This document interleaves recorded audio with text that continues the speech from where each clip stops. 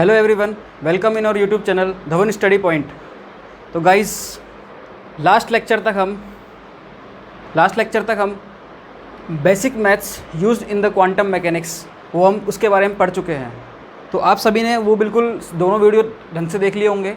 Basics maths में जो हमने अब तक पढ़ा है वो ट्रिग्नोमेट्रिक फंक्शन, डिफ्रेंशिएशन और इंटीग्रेशन, इन तीन चीज़ों के बारे में हमने पढ़ चुके हैं और बहुत डीपली पढ़ा था। और इंटीग्रेशन में हमने कुछ फंक्शंस ही पढ़े थे। मैंने कल बताया था आपको कि अपने जो मोशंस होते हैं, मैटर कोई मोशन करता है, इलेक्ट्रॉनिक, ट्रांसलेशनल, रोटेशनल, वाइब्रेशनल, इनके रिगार्डिंग जो उसके सिस्टम होते हैं, तो हमने उनके वे फंक्शन भी हमने पढ़ लिए थे। और उनसे उनके जब अपन सोल्यूशन करते हैं या कोई भी एवरेज वैल्यू वगैरह निकालेंगे अपन आगे जाके उसमें, तो उनमें उनके ड्यूरेशन में जो भी कभी इंटीग्रेशन आएगा उसको हम अब तक सॉल्व कर चुके हैं गाइस।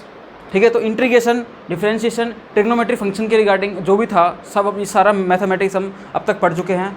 अब आज से हम स्टार्ट करने वाले हैं क्वांटम मैकेनिक्स। ठीक है गाइस, तो डिफरेंशिएशन, इंटीग्रेशन में किसी को कोई दिक्कत आई नहीं, मैंने कमेंट वगैरह भी देखे थे तो ऐसा कोई बड़ा इशू आया नहीं। और भी कोई प्रॉब्लम आए, कोई अगर बाद में देखता है उनको कोई प्रॉब्लम आती है तो वो कमेंट बॉक्स में बता देना या सीधे कॉन्टैक्ट कर लेना, तो उनको जितने भी डाउट्स आए हैं वो सारे क्लियर हो जाएंगे। अब आज हम क्वांटम मैकेनिक्स स्टार्ट करेंगे और आज हम जो पढ़ने वाले हैं क्वांटम मैकेनिक्स में गाइस वो बहुत ही इंटरेस्टिंग है।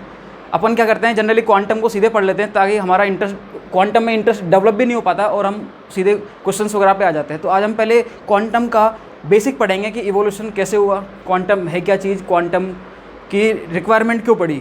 ठीक है, कि जब पहले अपने पास क्लासिकल मैकेनिक्स थी, क्या वो सफिशिएंट नहीं थी, क्या उससे सारी चीज़ें फाइंड आउट नहीं हो रही थी, सारी के सारी अपन ऑब्जर्वेबल की वैल्यू फाइंड आउट नहीं कर पा रहे थे, या अपन आगे पढ़ेंगे क्लासिकल के बाद क्वांटम मैकेनिक्स वाइज की रिक्वायरमेंट क्यों पड़ी, क्या है ये क्वांटम मैकेनिक्स, ये आज अपन पढ़ने वाले हैं इसमें। तो देखो, मैं बिल्कुल बेसिक से लेके चलूँगा गाइस, बिल्कुल बेसिक से। आप इसको बहुत ध्यान से समझना, बहुत ध्यान से समझना इसको। और अपन बिल्कुल इसको एक स्टोरी वे में पढ़ेंगे, बिल्कुल स्टोरी की वे में पढ़ेंगे अपन इसको। देखो क्या है क्वांटम मैकेनिक्स, बिल्कुल ध्यान से समझना इसको। सबसे पहले मैं आपको समझाने जा रहा हूँ कि ये जो वर्ड है मैकेनिक्स, ये इसका मतलब क्या होता है। मैं आपको सबसे पहले इसके बारे में समझाने जा रहा हूँ कि मैकेनिक्स क्या होता है। मैकेनिक्स ध्यान से समझना गाइस इसको। मैकेनिक्स क्या होता है? मैकेनिक्स का मतलब होता है the behavioural study of matter when it is in motion. मतलब क्या है कि जब भी कोई मैटर अपना मोशन कर रहा होता है या मोशन में होता है, उस टाइम बिहेवियर की स्टडी, उसके जो बिहेवियर होते हैं उनकी स्टडी करना, वही क्या होती है अपनी मैकेनिक्स। देखो मैंने क्या बोला, the behaviour study of matter, the behaviour study of matter when it is in motion, when it is in motion. तो गाइस ये इसका मतलब क्या है, मैंने इसके बारे में तो आपको कल बता दिया था कि कोई मैटर है वो क्या करता है, चार टाइप के मोशन करता है, इलेक्ट्रॉनिक, ट्रांसलेशनल, वाइब्रेशनल, रोटेशनल, इस टाइप के मोशन करता है। तो वो जब कोई मैटर जो होता है वो जब मोशन में होता है तो उस टाइम उसके बिहेवियर की स्टडी करना, वही क्या, उसी को अपन क्या बोलते हैं, मैकेनिक्स। उसी को अपन क्या बोलते हैं, मैकेनिक्स। अब गाइस ये तो अपन को सबको पता है कि जो मैटर होता है मोशन में होता है, उसके बिहेवियर की स्टडी कर रहा है। अब बिहेवियर वर्ड क्या है, ये बिहेवियर का भाई इसका मीनिंग तो समझ में आना चाहिए ना, बिहेवियर का मतलब क्या होता है एग्जैक्टली।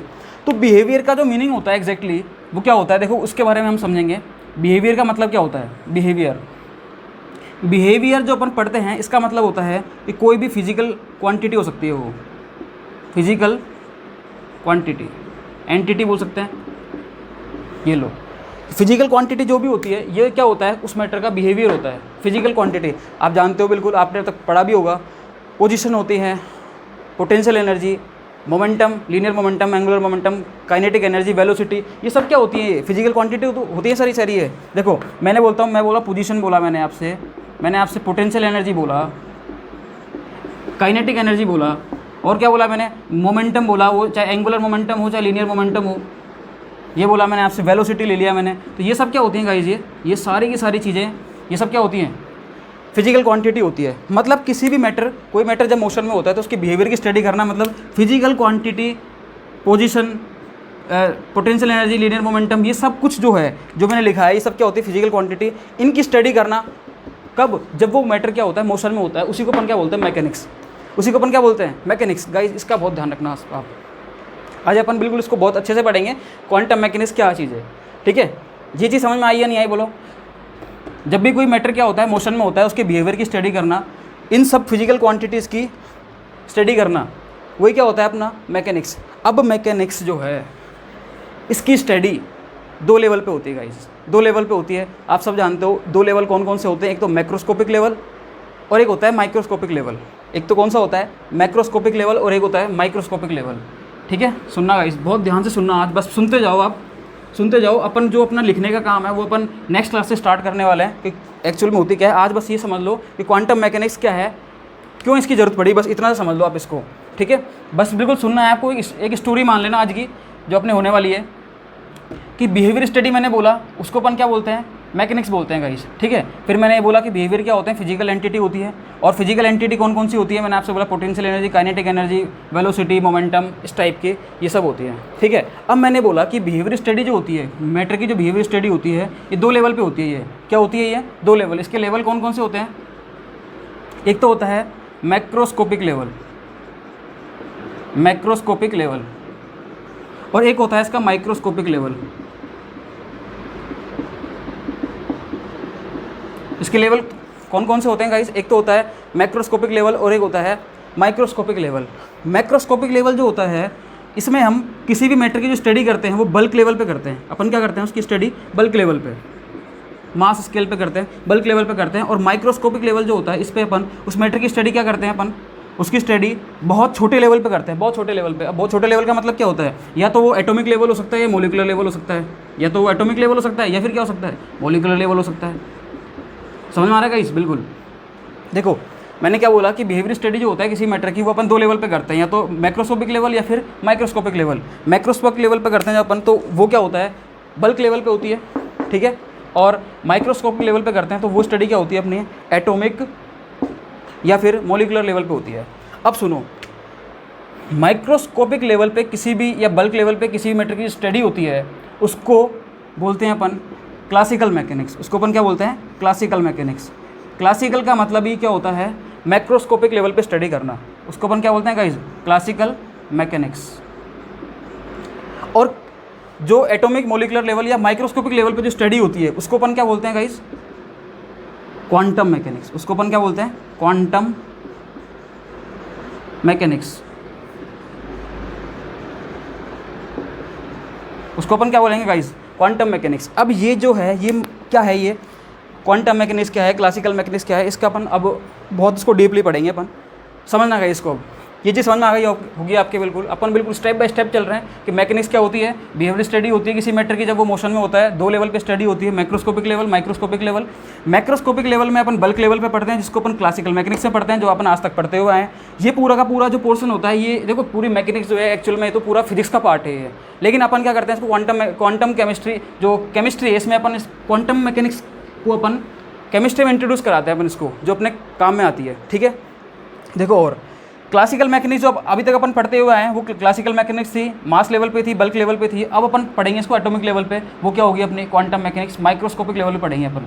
सुनना, अब सुनना ध्यान से, बहुत ध्यान से सुनना गाइस। अब जो क्वांटम मैकेनिक्स है, क्लासिकल मैकेनिक्स है, इनकी क्यों रिक्वायरमेंट पड़ी देखना। अब जो मैं बताने जा रहा हूँ बहुत इंपॉर्टेंट है अपने आप में, वो सुनना।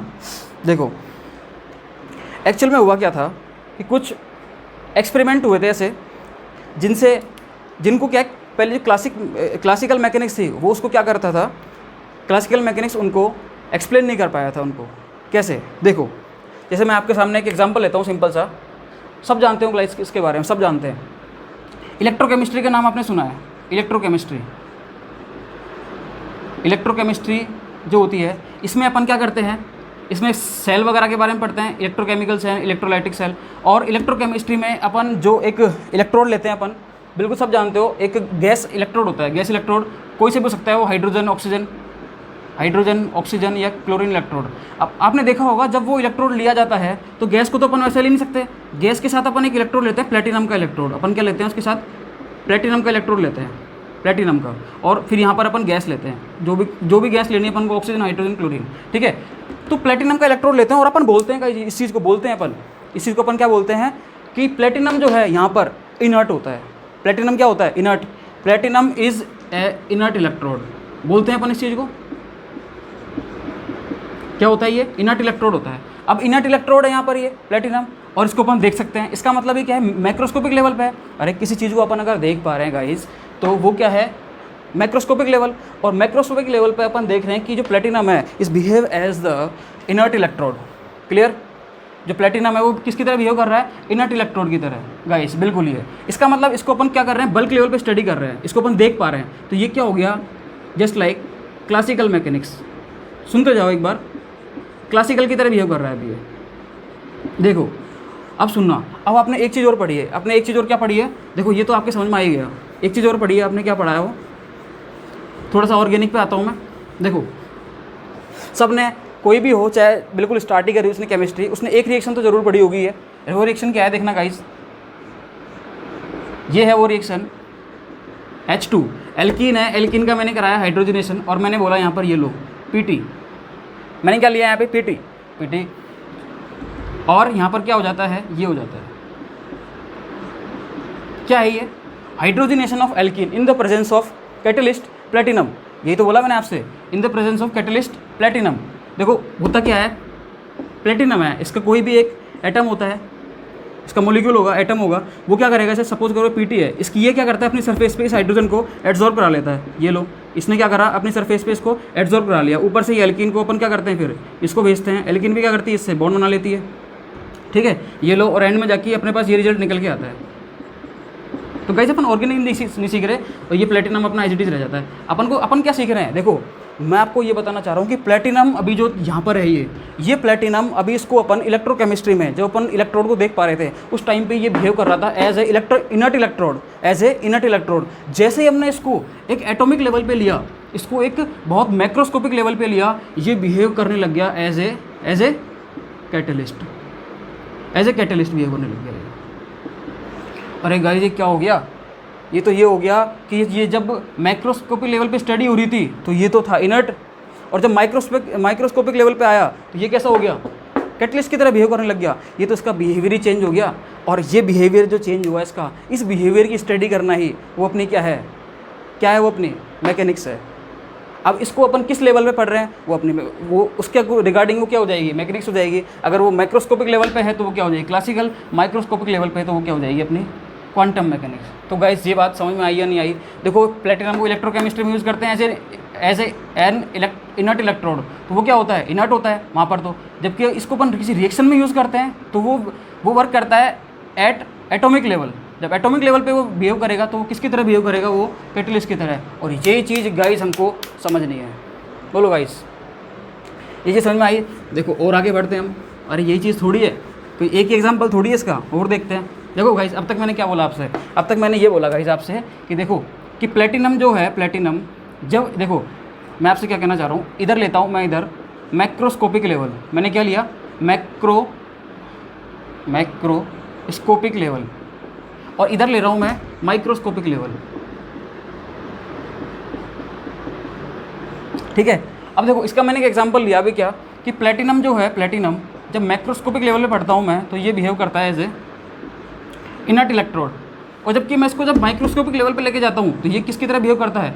As an catalyst. बिल्कुल देखा है हमने अभी देखा है जस्ट ये। ठीक है, नेक्स्ट एक एग्जांपल और लेते हैं हम। देखो आपने गोल्ड का सुना होगा, गोल्ड का नाम, ऑरम। ठीक है, गोल्ड जो होता है गाइस, वो जब माइक्रोस्कोपिक लेवल पे देखते हैं अपन उसको, बड़े लेवल पे, तो वो होता है सॉलिड। वो क्या होता है? सॉलिड। और जैसे इस गोल्ड को हम माइक्रोस्कोपिक लेवल पे लेके जाते हैं तो गोल्ड कैसा हो जाता है? अरे गाइस गोल्ड हो जाता है लिक्विड। ये तो इसकी स्टेट ही चेंज हो गई, अरे इसका मतलब इसका बिहेवियर चेंज हो गया। मतलब यही क्या है? बिहेवियर। अपन इसकी क्या करेंगे? बिहेवियर स्टडी करेंगे, और बिहेवियर स्टडी करके अपन क्या बोलते हैं? मैकेनिक्स। क्या बोलते हैं इसको? मैकेनिक्स। देखो मैक्रोस्कोपिक लेवल पे गोल्ड क्या है? सॉलिड। माइक्रो पर क्या है? ये लिक्विड है ये। ठीक है गाइस, अब देखो और अब इसके एग्जांपल देखते हैं अपन। बिल्कुल देखो, समझो। सिलिकॉन बोला मैंने क्या बोला? सिलिकॉन जो होता है ये एक इंसुलेटर की तरह बिहेव करता है। किसकी तरह बिहेव करता है ये? इंसुलेटर की तरह। Silicon is behave as the insulator at macroscopic level, but it behaves as the, सुनना, it behaves as the conductor at microscopic level. Guys इसके बारे में पढ़ते हैं अपन, सिलिकॉन के बारे में। बिल्कुल, अपन जो ये पढ़ते हैं, अपन सेमीकंडक्टर वगैरह पढ़ते हैं, तो अपन इसके बारे में जरूर पढ़ते हैं, सिलिकॉन के बारे में। ठीक है, तो ये आप देखो कि सिलिकॉन जो है वो मैक्रोस्कोपिक लेवल पे क्या? इंसुलेटर। माइक्रोस्कोपिक लेवल पे क्या है? वो कंडक्टर। तो गाइस यहाँ पर भी क्या हो रहा है, यहाँ पर भी क्या हो रहा है, यहाँ पर भी किस मैटर की बिहेवियर जो स्टडी है, इसकी बिहेवियर स्टडी कर रहे हैं और इसका बिहेवियर चेंज हो रहा है कब, जब अपन मैक्रो से माइक्रो लेवल की तरफ मूव करते हैं। बोलो गाइस, ये चीज़ समझ में आई या नहीं आई? बोलो। एक एग्जांपल और लेते हैं अपन, जैसे कि एक एल्यूमिनियम का नाम सुना होगा आपने, बिल्कुल एल्यूमिनियम।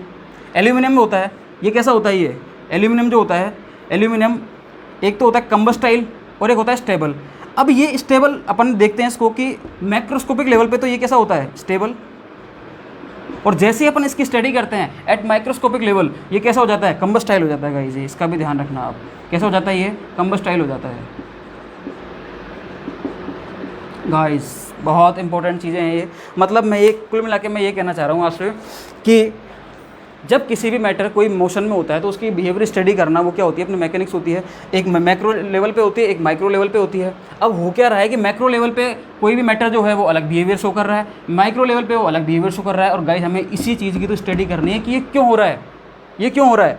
इसको अपन बोलते हैं, इस स्टडी को अपन बोलते हैं क्वांटम मैकेनिक्स, इसको बोलते हैं अपन क्लासिकल मैकेनिक्स। तो हमें नीड क्या पड़ी, अरे ये तो क्लासिकल मैकेनिक्स में तो ये अलग बिहेवियर शो आ रहा है इसका, क्वांटम मैकेनिक्स में इसका अलग बिहेवियर शो आ रहा है। तो हमें गाइस हमें क्वांटम की बहुत ज़्यादा रिक्वायरमेंट पड़ गई कि क्वांटम मैकेनिक्स, देखो बिल्कुल इससे आपको समझ में आ रहा होगा कि हमें क्वांटम की नीड क्यों पड़ी है, क्वांटम क्यों ज़रूरी है, ठीक है।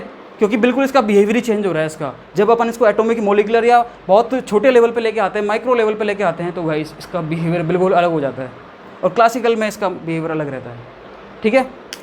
तो क्वांटम की नीड हमें क्यों पड़ी ये हमारे अब समझ में आ चुका है गाइस। अब हम देखते हैं कि क्वांटम का कैसे इसका इवोल्यूशन हुआ, कैसे क्वांटम आई, कौन कौन से साइंटिस्ट आए, इसकी क्या हिस्ट्री रही है अब तक, क्या इसका क्या बैकग्राउंड रहा है, वो उसके बारे में हम समझने वाले हैं गाइस। आज का सेशन बहुत ज़्यादा इंपॉर्टेंट होने वाला है और बहुत इंटरेस्टिंग भी होने वाला है। तो उसको बस सुनते रहिए, इसको सुनते रहिए गाइस, बस केवल इसको सुनना, इसको समझना, इसको एनालिसिस करना। कल से हम क्वांटम के बारे में बहुत डीपली पढ़ेंगे, क्वांटम को कैसे अपन अप्लाई करेंगे, अपन क्वांटम के क्वेश्चन जो बड़े बड़े एग्ज़ाम, कॉम्पिटिटिव एग्ज़ाम में आए हुए हैं उनको अपन कैसे सोल्व करेंगे, उन चीज़ों को हम नेक्स्ट क्लास से पढ़ेंगे। आज हम इसका बिल्कुल बैकग्राउंड जो है इसको समझने जा रहे हैं। आज का बैकग्राउंड अगर आपके समझ में आता है तो गाइस इससे आपका फोबिया कम हो जाएगा। क्वांटम के रिगार्डिंग जो फोबिया होता है, सबका फोबिया होता है, चाहे मैथ्स वाले हो स्टूडेंट हो, चाहे बायो वाले हो। बायो वाले के थोड़ा लेवल ज़्यादा होता है इसका, तो बायो वाले भी इसको बहुत ध्यान से समझें। देखो मैं क्या करने जा रहा हूँ, अब मुझे भी नहीं पता मैं क्या करने जा रहा हूँ, लेकिन अब आप सुनो कि होने क्या जा रहा है यहाँ पे। क्वांटम मैकेनिक्स का इवोल्यूशन कैसे हुआ, क्वांटम मैकेनिक्स क्या है, क्वांटम मैकेनिक्स में क्या क्या हुआ स्टार्टिंग से। देखो कुछ मैं आपको कुछ बातें बताता हूँ आपको। देखो 1900 की बात है, 1900 से पहले, मतलब 19वीं शताब्दी तक जो पहले जो स्टडी हुआ करती थी वो किस पे हुआ करती थी, वो मैक्रो लेवल पे हुआ करती थी, मैक्रोस्कोपिक लेवल पे हुआ करती थी, बहुत बल्क लेवल पे हुआ करती थी वो स्टडी, ठीक है। और उसको क्लासिकल मैकेनिक्स बिल्कुल आराम से एक्सप्लेन कर देता था, ठीक है। लेकिन 1900 के बाद आपको पता है कि ये जो 1900 का टाइम था ये यूरोपियन कंट्रीज़ में या फिर पूरे वर्ल्ड में, पूरे वर्ल्ड में एक इंडस्ट्रियल रिवोल्यूशन का टाइम था। तो इस टाइम के ड्यूरेशन में क्या हो रहा था गाइस कि बड़े बड़े आविष्कार हो रहे थे, बड़े बड़े मशीनें बन रही थी और बड़े बड़े एक्सपेरिमेंट भी हो रहे थे इसी टाइम ड्यूरेशन में। तो ये बड़े बड़े जो एक्सपेरिमेंट हो रहे थे, तो इसी एक्सपेरिमेंट के ड्यूरेशन में आपको पता है कि उसके बाद बहुत ज़्यादा रिक्वायरमेंट पड़ गई, क्योंकि वर्ल्ड वार वगैरह भी हुए थे। तो इसी ड्यूरेशन में वर्ल्ड वार तो थोड़े लेट हुए थे, लेकिन इसी ड्यूरेशन के अंदर अपने कुछ ऐसे एक्सपेरिमेंट हुए जिनको क्लासिकल मैकेनिक्स क्या किया, एक्सप्लेन नहीं कर पाया, उनको क्लासिकल मैकेनिक्स एक्सप्लेन नहीं कर पाया। अब वो एक्सपेरिमेंट कौन से थे, देखो जैसे आपने नाम सुना होगा ब्लैक बॉडी रेडिएशन है, ब्लैक बॉडी रेडिएशन। गाइस जब क्वांटम की स्टार्ट करते हैं बीएससी थर्ड ईयर में, जब अपन क्वांटम पढ़ते हैं, ब्लैक बॉडी रेडिएशन सबसे पहले फर्स्ट चैप्टर में आता है फिजिकल के। ये क्वांटम केमिस्ट्री स्टार्ट होती है तो ब्लैक बॉडी रेडिएशन बिल्कुल अपन स्टार्टिंग में पढ़ते हैं। ब्लैक बॉडी रेडिएशन है, फोटो इलेक्ट्रिक इफेक्ट है, इनके बारे में अपन पढ़ते हैं अच्छे से। फोटो इलेक्ट्रिक इफेक्ट सब जानते होंगे, इनके बारे में अपन कोई डिस्कस नहीं करेंगे। वैसे एटॉमिक की जो स्ट्रक्चर होती है उसके बारे में बिल्कुल ये वहाँ पर सारी स्टडी होती है। ये फोटो इलेक्ट्रिक इफेक्ट वहाँ पर आप इसको पढ़ सकते हो, ठीक है। तो क्लासिकल ये कुछ ऐसे एक्सपेरिमेंट हुए थे, ये कुछ एक्सपेरिमेंट थे जिनको क्लासिकल मैकेनिक्स बिल्कुल भी एक्सप्लेन नहीं कर पाया। उससे पूछा ये क्यों, कि भाई ऐसा क्या हो रहा है इसमें, ये क्लासिकल मैकेनिक्स भाग गया, वो यहाँ वहाँ पर रहा ही नहीं, वो रहा ही नहीं गया। उससे पूछा वो चुप हो जाता था जब भी उससे इन चीज़ों के बारे में पूछा जाता था। तो क्लासिकल मैकेनिक्स इन चीज़ों को एक्सप्लेन नहीं कर पाया। एक और हुआ था बाद में, जैसे हीट कैपेसिटी होती है, इसका रिलेशन होता है किसके साथ, टेम्परेचर के साथ। हीट कैपेसिटी वर्सेज जो ये टेम्परेचर होता है, इसका भी रिलेशन होता है। ये भी इससे पूछा, क्लासिकल चुप, क्लासिकल कोई एक्सप्लेन नहीं कर पाया उसको। इसलिए हमें क्वांटम की बहुत ज़्यादा नीड हुई। इसलिए गाइस हमें क्या हुई, क्वांटम की बहुत ज़्यादा नीड हुई। अब सुनना गाइस ध्यान से, इसके बाद क्या हुआ, अब भाई साहब अब सबसे अच्छी चीज़ स्टार्ट होती है। वो क्या है देखना गाइस, यहाँ से सुनना, बहुत ध्यान से सुनना। अब जो साइंटिस्ट आने वाले हैं वो बहुत ही खतरनाक थे। उनको उनके बारे में जब सुनते हैं तो थोड़ा सा बहुत अजीब भी लगता है कि यार वो कैसे सोच सकते हैं, उनका जो ब्रेन लेवल है वो किस लेवल पे रहा होगा उस टाइम पे 90s में। देखो आप भी सुनना गाइस, आपको भी बहुत अचंभा होगा इस चीज़ को देख के कि 1900 की बात है। 1900 में सबसे पहले एक साइंटिस्ट आया, बहुत गजब है भाई, ये बहुत गजब है। कौन है? Max Planck. कौन है? Max Planck. गाइस नाम सबने सुना है इसके बारे में, लेकिन एक कितना धुरंधर आदमी, क्या शानदार है साइंटिस्ट है, इसके बारे में आज आपको और पता चल जाएगा अच्छे से। मैक्स प्लांक के बारे में मैं आज बताने वाला हूँ। मैक्स प्लांक ने क्या बोला, पहले जो क्लासिकल मैकेनिक्स है वो बोलता था कि एनर्जी जो होती है, energy is in the continuous form. Energy क्या होती है? कंटिन्यूस फॉर्म में होती है। ये भाई साहब बोले नहीं भैया, ये क्या बोले? नहीं भैया कि जो एनर्जी होती है वो जो होती है वो कंटिन्यूस फॉर्म में नहीं होती। एनर्जी जो होती है is in the form of quanta. Energy कैसी होती है? क्वांटाइज होती है। एनर्जी कैसी होती है? क्वांटाइज होती है, और वो एनर्जी के छोटे छोटे बंडल, छोटे छोटे पैकेट्स की फॉर्म में होती है, in the form of packets, in the form of packets of energy. वो क्या होती है? इस एनर्जी जो छोटे छोटे मतलब बंडल होते हैं एनर्जी के, उनकी फॉर्म में होती है, पैकेट्स की फॉर्म में होती है, क्वांटा की फॉर्म में होती है। इनको अपन क्या बोलते हैं? क्वांटा। क्या बोलेंगे इसको? क्वांटम बोल सकते हैं, क्वांटा बोल लो इसको। ये लो, क्वांटाइज होती है ये एनर्जी। ये बोला। क्लासिकल बोल के गया कि भैया एनर्जी क्या होती है? Continuous form. ये बोला नहीं भाई, वो कंटिन्यूस नहीं होती, वो क्या होती है? डिस्क्रीट होती है, डिस्ट्रीब्यूटेड होती है। वो अपने अपने एनर्जी लेवल में क्या होती है? वो डिस्ट्रीब्यूटेड होती है। एनर्जी क्या होती है? वो अपने अपने जो एनर्जी लेवल होते हैं, जो एनर्जी लेवल होते हैं उसमें वो डिस्ट्रीब्यूटेड रहती है। क्या रहती है इसमें? ये डिस्ट्रीब्यूटेड रहती है, डिस्क्रीट लेवल में रहती है, ये डिस्ट्रीब्यूटेड होती है। एनर्जी डिस्ट्रीब्यूटेड होती है, डिस्क्रीट लेवल बोल सकते हैं इसको अपन, डिस्क्रीट। तो गाइस समझो इस चीज़ को, देखो क्या बोला मैक्स ने क्या बोला? मैक्स क्या ये बोल गया कि एनर्जी जो होती है वो कंटिन्यूस फॉर्म में नहीं होती। वो कैसे होती है? वो क्वांटाइज होती है। वो क्या होती है? वो डिस्क्रीट होती है। वो अपने जो एनर्जी लेवल है उसमें बटी हुई होती है, डिस्ट्रीब्यूटेड होती है वो गाइस। ये कौन बोल गया? Max Planck. इससे पूछा कैसे, वो बोला नहीं कुछ भी, लेकिन वो बोल गया भाई ऐसा होता है। ठीक है, उसने क्या बोला? ऐसा होता है, ये है भाई, जो भी है मैक्स प्लांक ने ये बोल गया भाई। सबसे पहले क्वांटम के बारे में भाई इसने ही बताया था मैक्स प्लांक ने। आगे जाके हालांकि आइंस्टीन इसका बहुत ज़्यादा फ़ायदा उठाएगा। आने वाले जितने भी साइंटिस्ट हैं, आइंस्टीन आएगा, बोहर आएगा, या फिर रदरफोर्ड आएगा, या डी ब्रोगली आएगा, श्रोडिंगर आएगा, ये सारे के सारे साइंटिस्ट जो हैं इसका बहुत ज़्यादा फ़ायदा उठाने वाले हैं। बहुत पूरा फ़ायदा वही ले जाएंगे इसका। लेकिन इसने जो चीज़ दी ये वाली, ये बहुत काम की चीज़ है गाइज। क्वांटम के बारे में सबसे पहले इसी ने बताया था, इसीलिए इसको अपन मैक्स प्लांक को फादर ऑफ क्वांटम मैकेनिक्स कहते हैं। इसको अपन क्या कहते हैं guys? Max Planck is known as the father of quantum mechanics. Father of quantum mechanics कौन है? Max Planck. ध्यान रखना गाइज, इसने क्या दिया था? एक रिलेशन दिया था। क्या था ये? E बराबर एच न्यू। और गाइज इसके बारे में तो फिर अब इसको तो मैं क्या ही खोलूँ, ये सब जानते हैं इस चीज़ के बारे में। तो देखो E बराबर एच न्यू क्या है? E is equal to h nu. Nu क्या है? फ्रीक्वेंसी क्या होती है? Frequency is equal to C upon lambda. Lambda क्या होता है? वेवलेंथ। ठीक है, ये लो, E is equal to h C upon lambda. H constant है, प्लांक कॉन्स्टेंट। C क्या है? Light of velocity of light. ठीक है, ये कॉन्स्टेंट है। लैम्बडा क्या है? अपना वेव लेंथ। ये लो, E इज़ इन्वर्सली प्रोपोर्शनल, तो मैं बोल सकता हूँ बिल्कुल inversely proportional to the lambda. Guys बहुत काम आएगा भी आगे ये, बस आप इसको समझो भी। तो E is equal to h nu. मैंने क्या बोला गाइज आपसे? E is equal to h nu. ये बोल गया मैक्स प्लांक, जो कि फादर ऑफ क्वांटम मैकेनिक्स है। अब आगे सुनना गाइज, सुनना गाइज, ध्यान से सुनना। ये उतार लो आप, इसका स्क्रीनशॉट वगैरह ले लो, इसको बिल्कुल देख लो इसको अच्छे से। कोई दिक्कत आए तो पूछ लेना आप। अरे यार,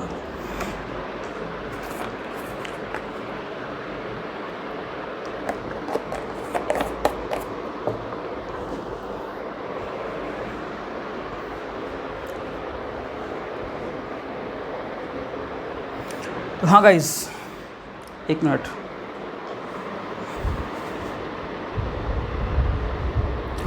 हाँ गाइज, अब देखते हैं अपन आगे चलते हैं गाइज। मैक्स प्लांक जो था बहुत ज़बरदस्त बंदा था ये। अब आपके भी समझ में आ गया होगा। अब ये तो आपको और समझ में आएगा कि ये कितना खतरनाक कैसे था, ये मेरे को इतना ज़बरदस्त कैसे लगा ये। अब देखना आगे, और देखना गाइज, आगे देखना बिल्कुल, बस सुनते जाओ भाई, सुनते जाओ। ठीक है, सुनते जाओ बस इसके बारे में, आगे क्या क्या होने वाला है देखना। आगे क्या होता है? आगे जब 1900 में ये प्लांक अपना एक रिलेशन दे गया, E is equal to h nu. इसके बाद आता है भाई साहब कौन? बिल्कुल आपने नाम सुना होगा, आइंस्टीन। आइंस्टीन का नाम आपने सुना होगा, ये भी बहुत ज़बरदस्त बंदा था। इसने क्या किया गाइस, इसने ये स्टडी बहुत दिन से कर रहा था, ये मैक्स प्लांक का जो रिलेशन था उसमें बहुत स्टडी कर रहा था। फाइनली क्या किया इसने, 1905 की बात है, 1905 में इसने एक बहुत शानदार चीज़ दी जिसका नाम था फोटो इलेक्ट्रिक इफेक्ट।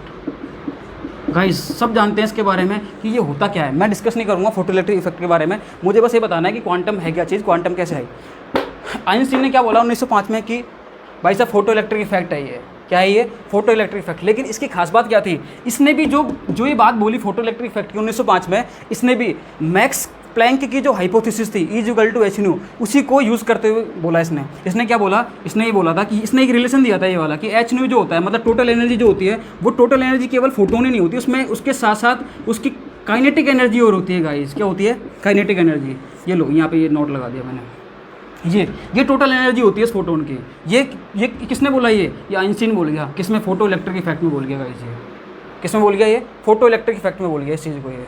अब देखो गाइस 1905 में जब इसने फोटो इलेक्ट्रिक इफेक्ट के बारे में बताया तो इसने क्या किया, मैक्स प्लैंक की जो हाइपोथेसिस थी, मैक्स प्लैंक की हाइपोथेसिस थी कौन सी, E=hν। अरे देखो गाइस इसी को तो यूज़ कर लिया इसने, इसी को तो यूज़ किया। तो आइंस्टीन ने क्या करा, इसकी पूरी की पूरी चीज़ को कॉपी कर लिया गाइस इन लोग। लेकिन इसने ये चीज़ दी, मतलब इसने बोला था, इसने इसको प्रैक्टिकली प्रूव कर दिया। ये ले भाई, हो गया तेरा काम, फोटो इलेक्ट्रिक इफेक्ट। जब भाई फिर जो क्लासिकल मैकेनिक्स था वो कोने में से बैठ के देख रहा था भाई इसको ढंग से, वो विद्वस को देख रहा था क्लासिकल मैकेनिक्स। जब इससे पूछा भाई ये, हाँ भाई व्हाट, भाग गया। क्लासिकल मैकेनिक्स क्या हुआ, भाग गया, रुका ही नहीं इधर। इसका मतलब क्या है कि क्लासिकल मैकेनिक्स इस चीज़ को भी एक्सप्लेन नहीं कर पाया। आगे चलते हैं गाइस, और आगे चलते हैं अपन, देखो और आगे चलते हैं अपन गाइस। आइंस्टीन ने इसी ड्यूरेशन में, मतलब 1905 के बाद इसने एक चीज़ और बताई जो क्लासिकल फिर उसको नहीं बता पाया, उससे पूछते गए तो क्वांटम की हमें इतनी नीड पड़ गई जिसकी हद नहीं है। देखो ये तो बता ही नहीं पाया। इसके बाद आइंस्टीन ने एक रिलेशन और बता गया, देखना क्या था वो।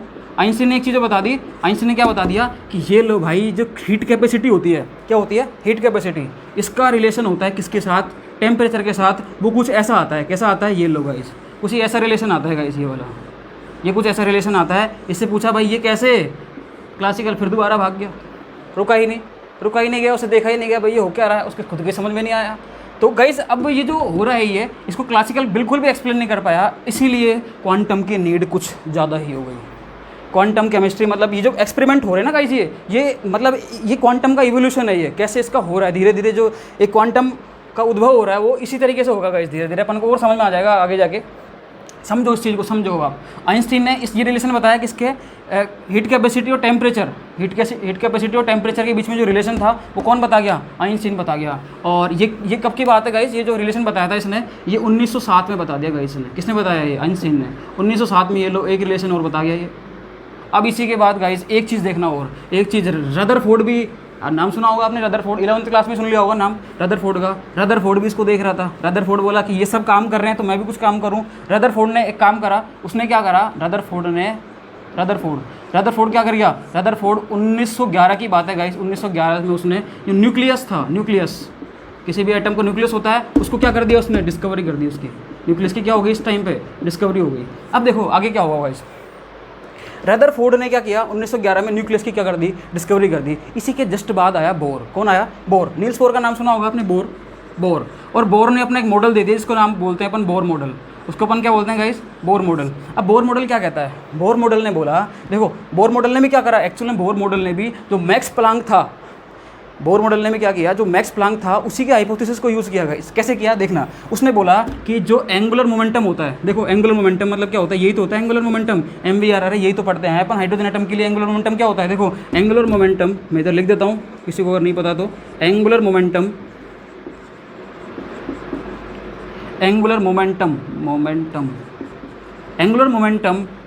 Is integral multiple of h cut.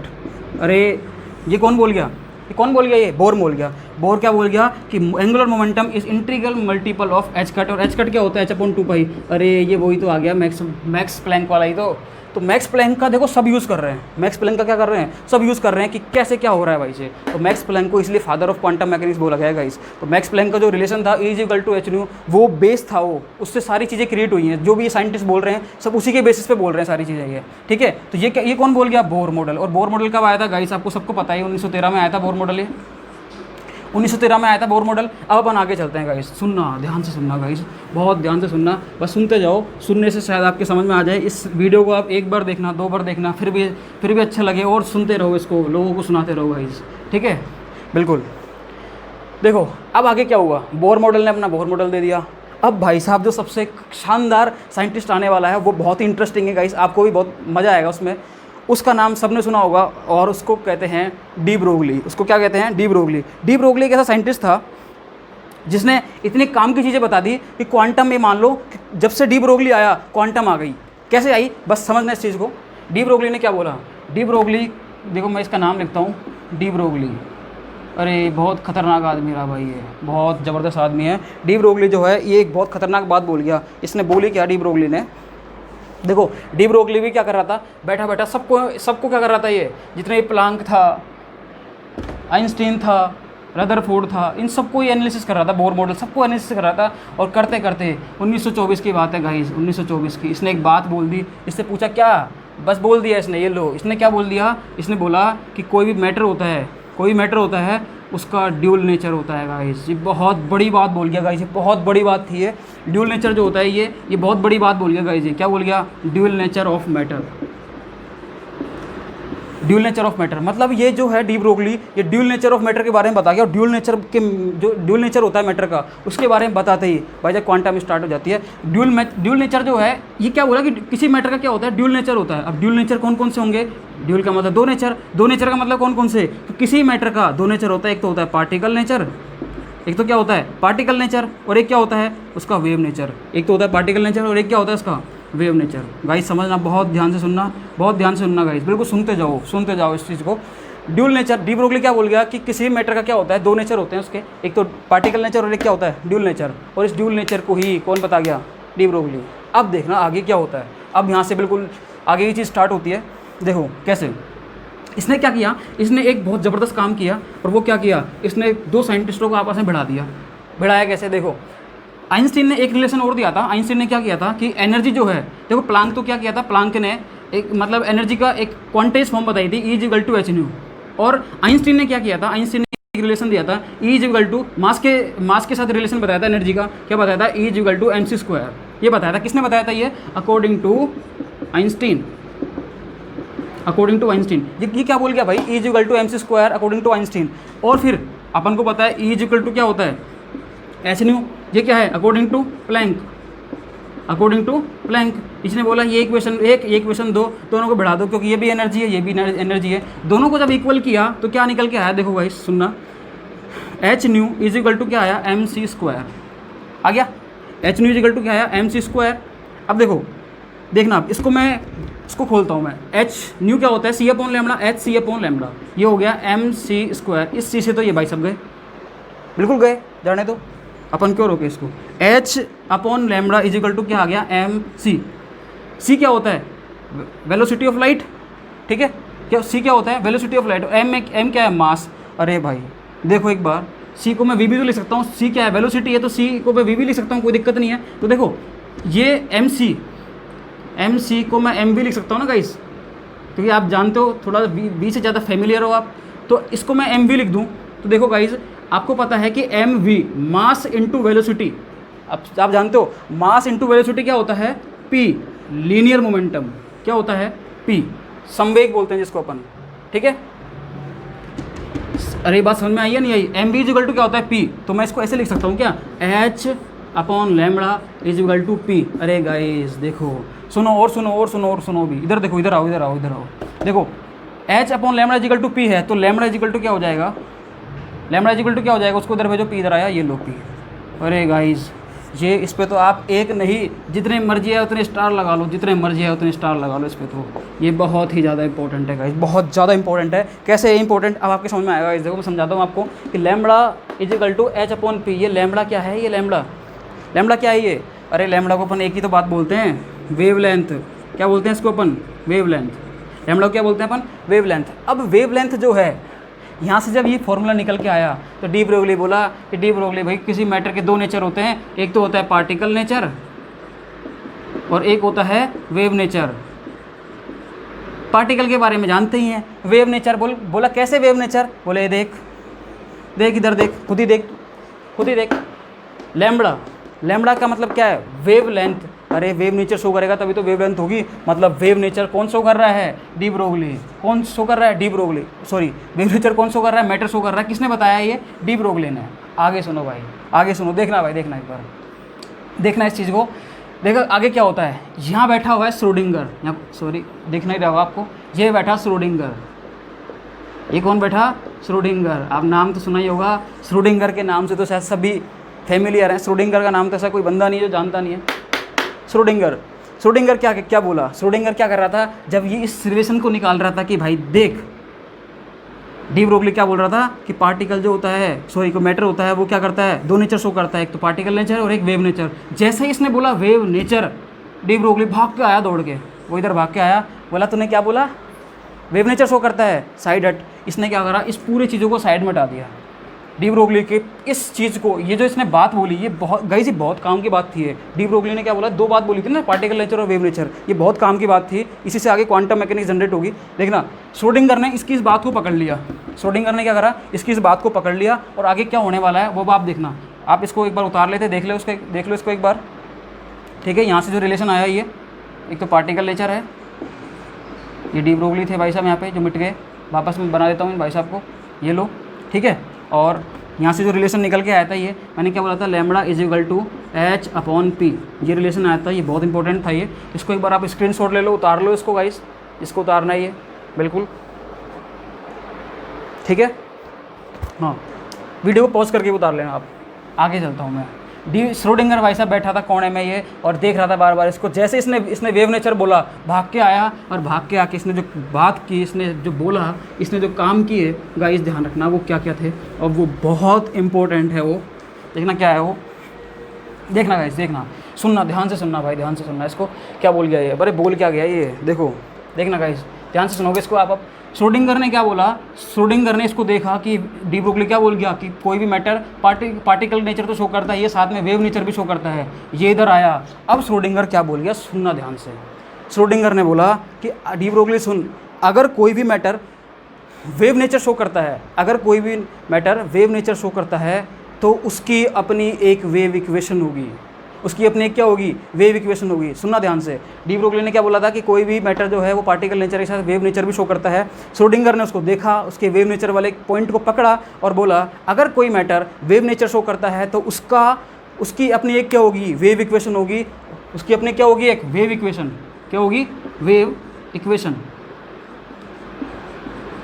उसकी अपनी एक वेव इक्वेशन होगी और इस वेव इक्वेशन का जो सॉल्यूशन आएगा गाइस, इस वेव इक्वेशन का सॉल्यूशन क्या आएगा? Wave function. क्या आएगा? Wave function. ये बहुत ही काम की बात बोली है श्रोडिंगर। और श्रोडिंगर क्या है? इतना मतलब ही था। पूरा का पूरा जो मैटर है किसका लिया इसने? किसका लिया गाइस? डी ब्रोगली का उठाया और इसने बोला कि कोई मैटर अगर वेव नेचर शो करता है तो उसकी वेव इक्वेशन होगी और उसका सॉल्यूशन जो आएगा वेव फंक्शन आएगा। और खुद के नाम पे ही रख गया, उस वेव फंक्शन का नाम क्या रख गया? ये श्रोडिंगर। क्या रख गया गाइस? Schrodinger wave function. उसका नाम क्या रख गया? ये श्रोडिंगर वेव फंक्शन। तो गाइस अपन यही तो पढ़ते हैं अब तक। इस कोई भी मैटर होता है वो क्या करता है? वेव नेचर शो करता है, उसकी अपनी एक वेव इक्वेशन होगी, उसका सॉल्यूशन क्या आएगा? वेव फंक्शन आएगा और उस फंक्शन को अपने नाम पे रख गया क्या? Schrodinger wave function. अब इसने क्या किया? इसने जो आगे करता है, ये क्या करता है? ये कहता है कि अब जो श्रोडिंगर ये वेव फंक्शन आया, इस वेव फंक्शन से हम क्या कर सकते हैं कि कोई भी फिजिकल क्वांटिटी हो, कोई भी ऑब्जर्वेबल हो, उसकी वैल्यू फाइंड आउट कर सकते हैं हम। किससे? वेव फंक्शन की हेल्प से।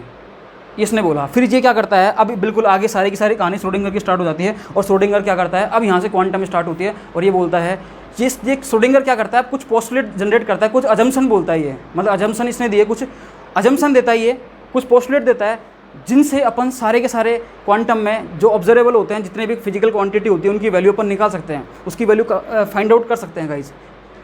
किसकी हेल्प से? वेव फंक्शन की हेल्प से गाइस। किसकी हेल्प से? वेव फंक्शन की हेल्प से। अब मैं आपसे एक बात बोल रहा हूँ, कुछ लोगों के दिमाग में आ रहा होगा, जो ध्यान से सुन रहे हैं, जो ध्यान से नहीं सुन रहे, उनके तो क्या पता समझ में आया है या नहीं आया, भगवान जाने वो तो, लेकिन जो ध्यान से सुन रहे हैं उनके शायद ज़रूर समझ में आया, और उनके दिमाग में पता नहीं कुछ लोगों के तो आया होगा क्वेश्चन, कि क्वेश्चन क्या है वो सुनना ध्यान से, कि पार्टिकल वेव नेचर शो करता है। क्या अपन लोग, क्या मैं, क्या आप वेव नेचर शो कर सकते हैं? मैं क्यों नहीं वेव नेचर शो करता? मैं क्यों नहीं कर सकता वेव नेचर शो? केवल पार्टिकल ही क्यों कर सकता है वेव नेचर? पार्टिकल ही क्यों कर सकता है, मैं क्यों नहीं कर सकता? सुनना भाई, ध्यान से सुनना है, इधर ध्यान से सुनना। कोई बता सकता है इसका? कमेंट बॉक्स में लिख देना भाई, अगर किसी को आ जाए तो। बिल्कुल, वैसे तो मैं बताऊंगा वीडियो देख के तो वो ऐसे ही बता देगा, लेकिन फिर भी बता देना भाई, उसके खुद के दिमाग में आए तो ईमानदारी से देखना, ध्यान से सुनना।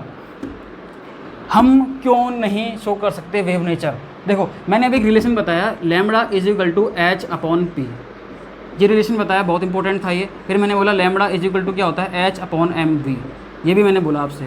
अरे देखो देखो भाई, ये आपको दिख रहा होगा, ये आपको दिख रहा होगा एम, मास, जिसका मास जितना ज़्यादा होगा, जिसका मास जितना ज़्यादा होगा, लैम्बडा की वैल्यू क्या आएगी, उतनी कम आएगी।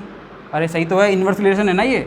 जिसका मास जितना ज़्यादा होगा, उसकी लैम्बडा की वैल्यू क्या आएगी, उतनी कम आएगी, और जितनी लैम्बडा की वैल्यू कम आएगी वो उतना ही कम वेव नेचर शो कर सकता है। और हम लोग तो किलोग्राम में होते हैं, कोई 70 किलो का है, कोई 80 किलो का है, कोई 100 किलो का है गाइस, तो हम वेव नेचर कैसे शो कर सकते हैं? हाँ, अगर आप अपना वेट इतना कम कर लो जिम करके या ऐसे करके कि आप उसको ग्राम में ले आओ, बिल्कुल 1 किलोग्राम भी नहीं रहो, बिल्कुल ग्राम में ले आओ, उससे भी कम कर दो, ग्राम से भी कम, ग्राम में भी मतलब 10 की पावर -5 -10, बिल्कुल आप छोटा कर दो, तब जाके तो आप वेव नेचर शो करने के एलिजिबल हो सकते हो। तब भी कोई पता नहीं हो नहीं हो। लेकिन पार्टिकल जो होता है उसका मास जो होता है बहुत ही कम होता है, पार्टिकल का मास क्या होता है, बहुत कम होता है, तो वो वेव नेचर आसानी से शो कर सकता है। वो वेव नेचर कौन शो करेगा? जिसका मास क्या होगा, बहुत ज़्यादा होगा, जिसका मास क्या होगा, बहुत कम होगा, जिसका मास क्या होगा, बहुत कम होगा, वो आराम से वेव नेचर शो कर सकता है। इसलिए हम वेव नेचर शो नहीं कर सकते। तो ये बात समझ में आई या नहीं आई गाइस? बोलो, यहाँ तक किसी को कोई दिक्कत हो तो बता दो, किसी को कोई प्रॉब्लम, कोई समस्या, कोई दिक्कत हो तो बता दो गाइस, कमेंट बॉक्स में बता देना। अभी तो कैसे बोल सकते हो, मैं भी क्या पूछ रहा हूँ, अभी तो कोई नहीं बता सकता। खैर देखो, आगे चलते हैं अपन अब। और देखो गाइस, क्वांटम पढ़ने में मज़ा तभी आएगा जब एक बार अपना फोबिया इससे हटेगा। तो फोबिया कैसे हटेगा? पहले अपन को ये पता चले क्वांटम है क्या, क्वांटम आई कहाँ से, क्वांटम की नीड क्यों पड़ी, ये तो पता चले अपन को। तो ये अपन को पता चल गया गाइस कि नीड क्यों पड़ी, फिर कैसे इसका आया, ये कौन कौन आए। देखो, सबसे पहले प्लांक आया, मैं आपको एक बार ऐसे रिवाज करा देता हूँ। देखो, सबसे पहले प्लांक आया, E = h न्यू दे गया। उसके बाद उसी को यूज़ किसने किया? आइंस्टीन ने। बोला भाई देख, फोटो इलेक्ट्रिक इफेक्ट है इसमें, h न्यू = क्या होता है, h new not plus kinetic energy.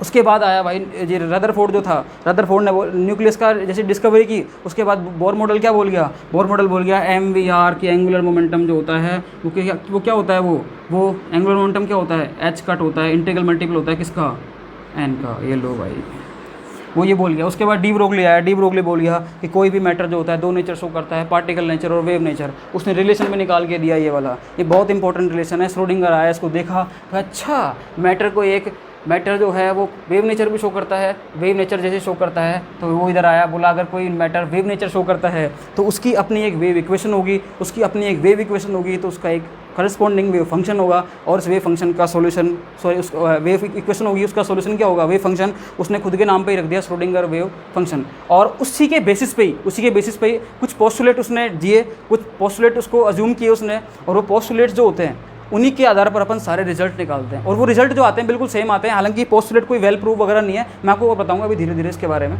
सुनते रहो एक बार गाइस, सुनते रहो इसके बारे में, ठीक है। ये था। अब आगे चलते हैं भाई साहब, हम आगे चलते हैं। देखो मैक्स प्लांक जो था वो तो उसने क्या किया, फोटो इलेक्ट्रिक इफेक्ट और वगैरह इनके बारे में प्रूव कर दिया। और आइंस्टीन जो था, इसने ब्लैक बॉडी रेडिएशन भी उसने प्रूव करी थी। उसके अलावा जो आइंस्टीन ने एक बात बताई थी कि हीट कैपेसिटी का टेम्परेचर के साथ रिलेशन जो होता है उसके बारे में बता गया वो। और इन सबको क्लासिकल मैकेनिक्स प्रूव नहीं कर पाया, उसको साइड में कर दिया, वो भग गया बेचारा, वो रुका ही नहीं, उसको से देखा ही नहीं गया भाई ये क्या हो रहा है, मैं तो फेल हो गया बिल्कुल ही भाई। ठीक है, तो क्वांटम मैकेनिक्स की रिक्वायरमेंट रही। अब आगे सुनना, देखो अब आगे सुनना, आगे मैं क्या बोलने जा रहा हूँ। क्वांटम मैकेनिक्स और क्लासिकल मैकेनिक्स में क्या क्या डिफरेंस होते हैं, क्या क्या डिफरेंस है इसमें। इस इधर मैं लिख देता हूँ क्लासिकल मैकेनिक्स। क्लासिकल मैकेनिक्स भाई धुन सुनना, भाई ध्यान से सुनना है इसको, क्या डिफरेंस होते हैं, ज़्यादा नहीं है, एक दो ही है, लेकिन उनका मीनिंग समझ में आ गया ना गाइस, तो क्वांटम पढ़ने में बहुत मज़ा आएगा गाइस आपको। क्वांटम के कम से कम 20-25 लेक्चर होंगे, 30 लेक्चर भी हो सकते हैं गाइस, वो अपने पे डिपेंड करता है कितने घंटे क्लास होती है, लेकिन पढ़ने में बहुत मज़ा आएगा गाइस, आप देखना इस चीज़ को। क्लासिकल मैकेनिक्स और क्वांटम मैकेनिक्स, क्वांटम मैकेनिक्स और क्लासिकल मैकेनिक्स देखना। क्लासिकल मैकेनिक्स और क्वांटम मैकेनिक्स, आपको पता है कि ये क्लासिकल मैकेनिक्स है, ये तो पहला पॉइंट तो मैं क्या ही बोलूँ भाई। क्लासिकल मैकेनिक्स जो है ये जो इसकी जो स्टडी होती है वो मैक्रोस्कोपिक लेवल पे होती है। किस पे होती है, मैक्रोस्कोपिक लेवल पे। और क्वांटम मैकेनिक्स की जो स्टडी होती है वो क्या होती है, माइक्रोस्कोपिक लेवल पे होती है। सब जानते हैं इसको तो मैं क्या ही बताऊँ अभी यार आपको, फिर भी लो बता दिया मैंने आपको, ताकि किसी के दिमाग में ना रह जाए ये बात। तो क्लासिकल मैकेनिक्स में जो स्टडी होती है वो किस लेवल पे होती है, मैक्रोस्कोपिक लेवल पे, क्वांटम में माइक्रोस्कोपिक लेवल पे। आगे देखो, आगे देखो भाई, आगे देखो। अब इसमें जो स्टडी हो रही है, ये इसमें जो स्टडी हो रही है वो कैसे हो रही है, मैक्रोस्कोपिक लेवल पे। अब देखना, मैं आपसे बोलता हूँ, सुनना, आप भी सुनना ध्यान से। मैंने आपसे बोला कि आप ऐसे करो, काइनेटिक एनर्जी निकाल के लाओ। आप बोलोगे 2 मिनट रुको, अभी निकालता हूँ, मेरे को वेलोसिटी दो और मास दो। कैसे निकालोगे, 1/2 mv²। ये लो, मैंने आपसे बोला गाइज मेरे को पोटेंशियल एनर्जी निकाल के दो। आप बोले बैठ थोड़ी देर, देख इधर आ, पोटेंशियल एनर्जी इक्वल टू क्या हो जाएगी, mgh। ये लो, उससे बोला फोर्स निकालो, फोर्स निकाल दूंगा, रुको थोड़ी देर। वेलोसिटी निकालो, वेलोसिटी निकाल दूंगा, कुछ भी निकाल देंगे। मतलब कुल मिला के बात क्या है कि जब मैं यहाँ पर जब मेरे को कुछ निकालना होता है तो मैं फॉर्मूलाज को यूज़ करता हूँ। किसको यूज़ करता हूँ मैं, फॉर्मूलाज को। कुल मिला के बात ये है कि classical mechanics is based on the formulas, is based on the formulas. मतलब ये क्या है, based on formula, based on formula. और आप एक चीज़ और ध्यान रखना, यहाँ पर जो फॉर्मूला बेस्ड होते हैं, यहाँ पर जो अपन जो भी चीज़ पढ़ते हैं वो न्यूटन लॉ के अकॉर्डिंग पढ़ते हैं। किसके अकॉर्डिंग पढ़ते हैं, न्यूटन लॉ के अकॉर्डिंग। अरे न्यूटन लॉ ही तो बोला था कि भाई सेब गिरेगा या फिर कुछ भी गिरेगा, भाटा गिरेगा, कुछ भी गिरेगा भाई, बॉल गिरेगी, ठीक है। तो उसके अकॉर्डिंग जो उनके नियम थे उन्हीं से तो फॉर्मूले अपन निकालते हैं भाई, उनसे तो करते हैं अपन। तो न्यूटन लॉज को किसमें पढ़ा जाता है भाई, क्लासिकल मैकेनिक्स में। क्वांटम की बात करते हैं एक बार आओ इधर। इसमें अपन क्या करते हैं, जो स्टडी करते हैं वो बेस्ड ऑन फॉर्मूला नहीं होती, इसमें कुछ भी नहीं है भाई। श्रोडिंगर क्या बोल के गया था, श्रोडिंगर ने बोला कि कोई मैटर है, कोई पार्टिकल है, वो क्या करता है, वेव नेचर शो करता है। वेव नेचर शो करेगा तो उसकी अपनी एक वेव इक्वेशन होगी, और वेव इक्वेशन का सॉल्यूशन क्या निकल के आएगा, वेव फंक्शन निकल के आएगा। और उसी पे बेस्ड उसने क्या दिए थे, कुछ अजम्पशंस दिए थे उसने, उसी पे बेस्ड कुछ पोस्टुलेट्स दिए थे। वही पोस्टुलेट्स पे बेस्ड क्या है, क्वांटम मैकेनिक्स अपनी। तो मैं इसको ऐसे बोल सकता हूँ कि बेस्ड ऑन पोस्टुलेट्स और अजम्पशंस, पोस्टुलेट्स और अजम्पशंस, मतलब पोस्टुलेट्स पे बेस्ड है गाइस ये कौन, क्वांटम मैकेनिक्स। तो ये चीज़ समझ में आई या नहीं आई, ये चीज़ और बता दो आप गाइस, बोलो। मतलब कुल मिला के इसकी स्टडी मैक्रोस्कोपिक लेवल पे होती है, ये माइक्रोस्कोपिक लेवल पे होती है। ये फॉर्मूलाज पे बेस्ड है, ये पोस्टुलेट से बेस्ड है। यहाँ पे आपको कुछ भी काम करना होता है, आप क्या करते हो, न्यूटन लॉ के जो फॉर्मूले होते हैं या फिर जितने भी फॉर्मूले होते हैं क्लासिकल मैकेनिक्स में, वो आप लगाते हो और मेरे सामने आप उसकी वैल्यू निकाल के लिए आते हो। यहाँ पर आपको कुछ वैल्यू निकालनी होगी तो कैसे निकालोगे, अरे वो तो पोस्टुलेट्स हैं। अब यहाँ पे वैल्यू निकालने के लिए पहले ये तो पता हो पोस्टुलेट्स क्या हैं, तो पोस्टुलेट्स पता होंगे तो अपन इसको भी डिफाइन कर देंगे आसानी से। तो मैं आज आपको पोस्टुलेट्स, तो हालांकि मैं आपको बाद में बताऊँगा डीपली तो, लेकिन आज मैं उसका जो बिल्कुल इंट्रोडक्शन है पोस्टुलेट्स का, वो मैं आज बताने वाला हूँ आपको। सारे के सारे पोस्टुलेट जितने भी हैं वो सब मैं आपसे आज डिस्कस करने वाला हूँ। तो गाइस इसको आप देख लो एक बार, सब जानते हैं इसके बारे में। और अपन आगे बढ़ते हैं थोड़ा सा, देखो सुनना भाई, ध्यान से सुनना, देखना भाई। क्वांटम क्लासिकल तो भाग ही जाता है भाई, दिखता ही नहीं है इधर भाई। देखो अब इधर क्वांटम को देखो, क्वांटम क्या कहता है आगे। क्वांटम के मैं बात कर रहा हूँ पोस्टुलेट्स की। पोस्टुलेट्स क्या है इसके, देखना एक बार, सुनना ध्यान से सुनना। पोस्टुलेट देखो, श्रोडिंगर बोल के गया, बिल्कुल बोल के गया था। क्या बोल के गया था कि हर एक, जैसे कोई भी पार्टिकल है उसका वो वेव नेचर शो करता है, और वेव नेचर शो करेगा तो उसकी वेव इक्वेशन होगी। देखो मैंने कहा कितनी बार बोल दिया, अब तो आपके दिमाग में बैठ जाना चाहिए इसे, बिल्कुल दिमाग में आपके समझ में आना चाहिए, आपको याद हो जाना चाहिए। और जब से मैं क्वांटम पढ़ाऊँ तो वहाँ पर ये चीज़ें यूज़ आएँ तो आपको पता लगे हाँ ऐसा होता है, तो होता है, ठीक है यार। अब मेरे को पढ़ना है, ये याद करना है, मेरे को समझ में तो मेरे आ ही गया, अब मेरे को ये याद करना है ताकि मैं एग्जाम में आए हुए क्वेश्चन को अटैम्प्ट कर सकूँ, ठीक है। देखना श्रोडिंगर क्या बोल के गया था कि कोई भी पार्टिकल होता है उसका वो वेव नेचर शो करता है, वेव नेचर शो करेगा तो उसकी वेव इक्वेशन होगी, वेव इक्वेशन होगी, उसका सॉल्यूशन क्या निकल के आएगा, wave function. Schrodinger wave function निकल के आएगा। और उन पे बेस्ड उसने कुछ पोस्टुलेट्स बोले थे। पहला पोस्टुलेट क्या बोलते हैं कि कोई भी सिस्टम होता है, कोई भी अगर सिस्टम होता है तो उसका अपना एक वेव फंक्शन होगा। क्या बोल गया मैं? देखो देखो क्या बोल गया, मैंने नहीं बोला, श्रोडिंगर ने बोला था। श्रोडिंगर क्या बोल गया कि कोई भी सिस्टम जो होता है उसका अपना एक क्या होता है, वेव फंक्शन होता है। क्या बोला कि कोई भी सिस्टम होगा उसका अपना एक क्या होगा, वेव फंक्शन होगा। कोई भी सिस्टम होता है उसका अपना एक क्या होता है, वेव फंक्शन होता है। हालांकि इस पर कुछ कंडीशंस लगी हुई हैं, जैसे कि आपको पता ही है कि कंडीशन फिर मैं बताता हूँ और अपन आगे पढ़ेंगे, और कि इस पर कुछ कंडीशन लगी होती हैं कि जरूर नहीं कि वो वेव फंक्शन वो सही हो। वेव फंक्शन वो वेव फंक्शन कैसा होना चाहिए, वो वेव फंक्शन कैसा होना चाहिए, कंटिन्यूस होना चाहिए, सिंगल वैल्यूड होना चाहिए। अरे ये क्या लिख दिया मैंने, सिंगल वैल्यूड होना चाहिए, फाइनाइट होना चाहिए, नॉर्मलाइज होना चाहिए। ये चीज़ें भाई ध्यान रखना, नॉर्मलाइज नहीं भी है तो हम नॉर्मलाइज करेंगे, फिर उसको अप्लाई करेंगे। देखो हम वो आगे देखेंगे। मतलब कुल मिला के पहला पोस्टुलेट क्या कहता है अपना, कि कोई भी सिस्टम है उसका अपना एक क्या होता है, वेव फंक्शन होता है, और वो वेव फंक्शन को कुछ कंडीशन लगी होती है कि फाइनाइट हो, कंटिन्यूस हो, सिंगल वैल्यूड हो, और क्या हो, नॉर्मलाइज्ड हो। ठीक है गाइज, तो ये चीज़ अपन को ध्यान में रखनी है। दूसरा, ये फर्स्ट पोस्टुलेट था अपना। देखो अब कोई भी सिस्टम है उसका अपना एक वेव फंक्शन होगा, तो उस वेव फंक्शन से अपन निकालेंगे क्या। अभी क्लासिकल में क्या करते थे, अपन को कोई ऑब्जर्वेबल की वैल्यू निकालनी होती है, जैसे कि अपन को निकालना है काइनेटिक एनर्जी। तो काइनेटिक एनर्जी का फॉर्मूला लगाया मैंने, हाफ mv², ये ले भाई निकल के काइनेटिक एनर्जी। अब यहाँ पर क्या करेंगे, अरे वेव फंक्शन तो आ गया, अब इसका क्या करूँ मैं, वेव फंक्शन का मैं क्या करूँगा, इससे मैं ऑब्जर्वेबल की वैल्यू फाइंड आउट करूँगा।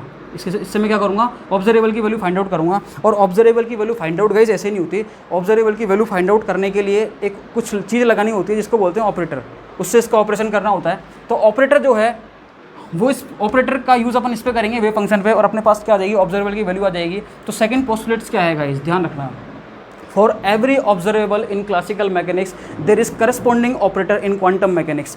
क्या बोला मैंने कि कोई भी जो ऑब्जर्वेबल होता है, कोई भी ऑब्जर्वेबल होता है क्लासिकल मैकेनिक्स में, क्वांटम मैकेनिक्स में उसका करस्पॉन्डिंग क्या होगा, एक ऑपरेटर बैठा हुआ होगा। देखो ये बैठा ऑपरेटर, ये अगर कोई यहाँ पर वेव फंक्शन है, कोई भी ऑब्जर्वेबल है, तो उसका यहाँ पर क्या होगा गाइस, उसका यहाँ पर ऑपरेटर होगा। जैसे कि मैंने कुछ भी बोलूँगा, जैसे बताता हूँ, पहले सुनना एक बार, सुनो ध्यान से, सुनो एक बार, इधर देखो कि कोई भी जो ऑब्जर्वेबल होता है गाइस, फॉर एनी ऑब्जर्वेबल, मैं लिख ही देता हूँ गाइस, पूरा सेंटेंस लिख देता हूँ ताकि आपके समझ में रहे, समझ में आ जाए। For any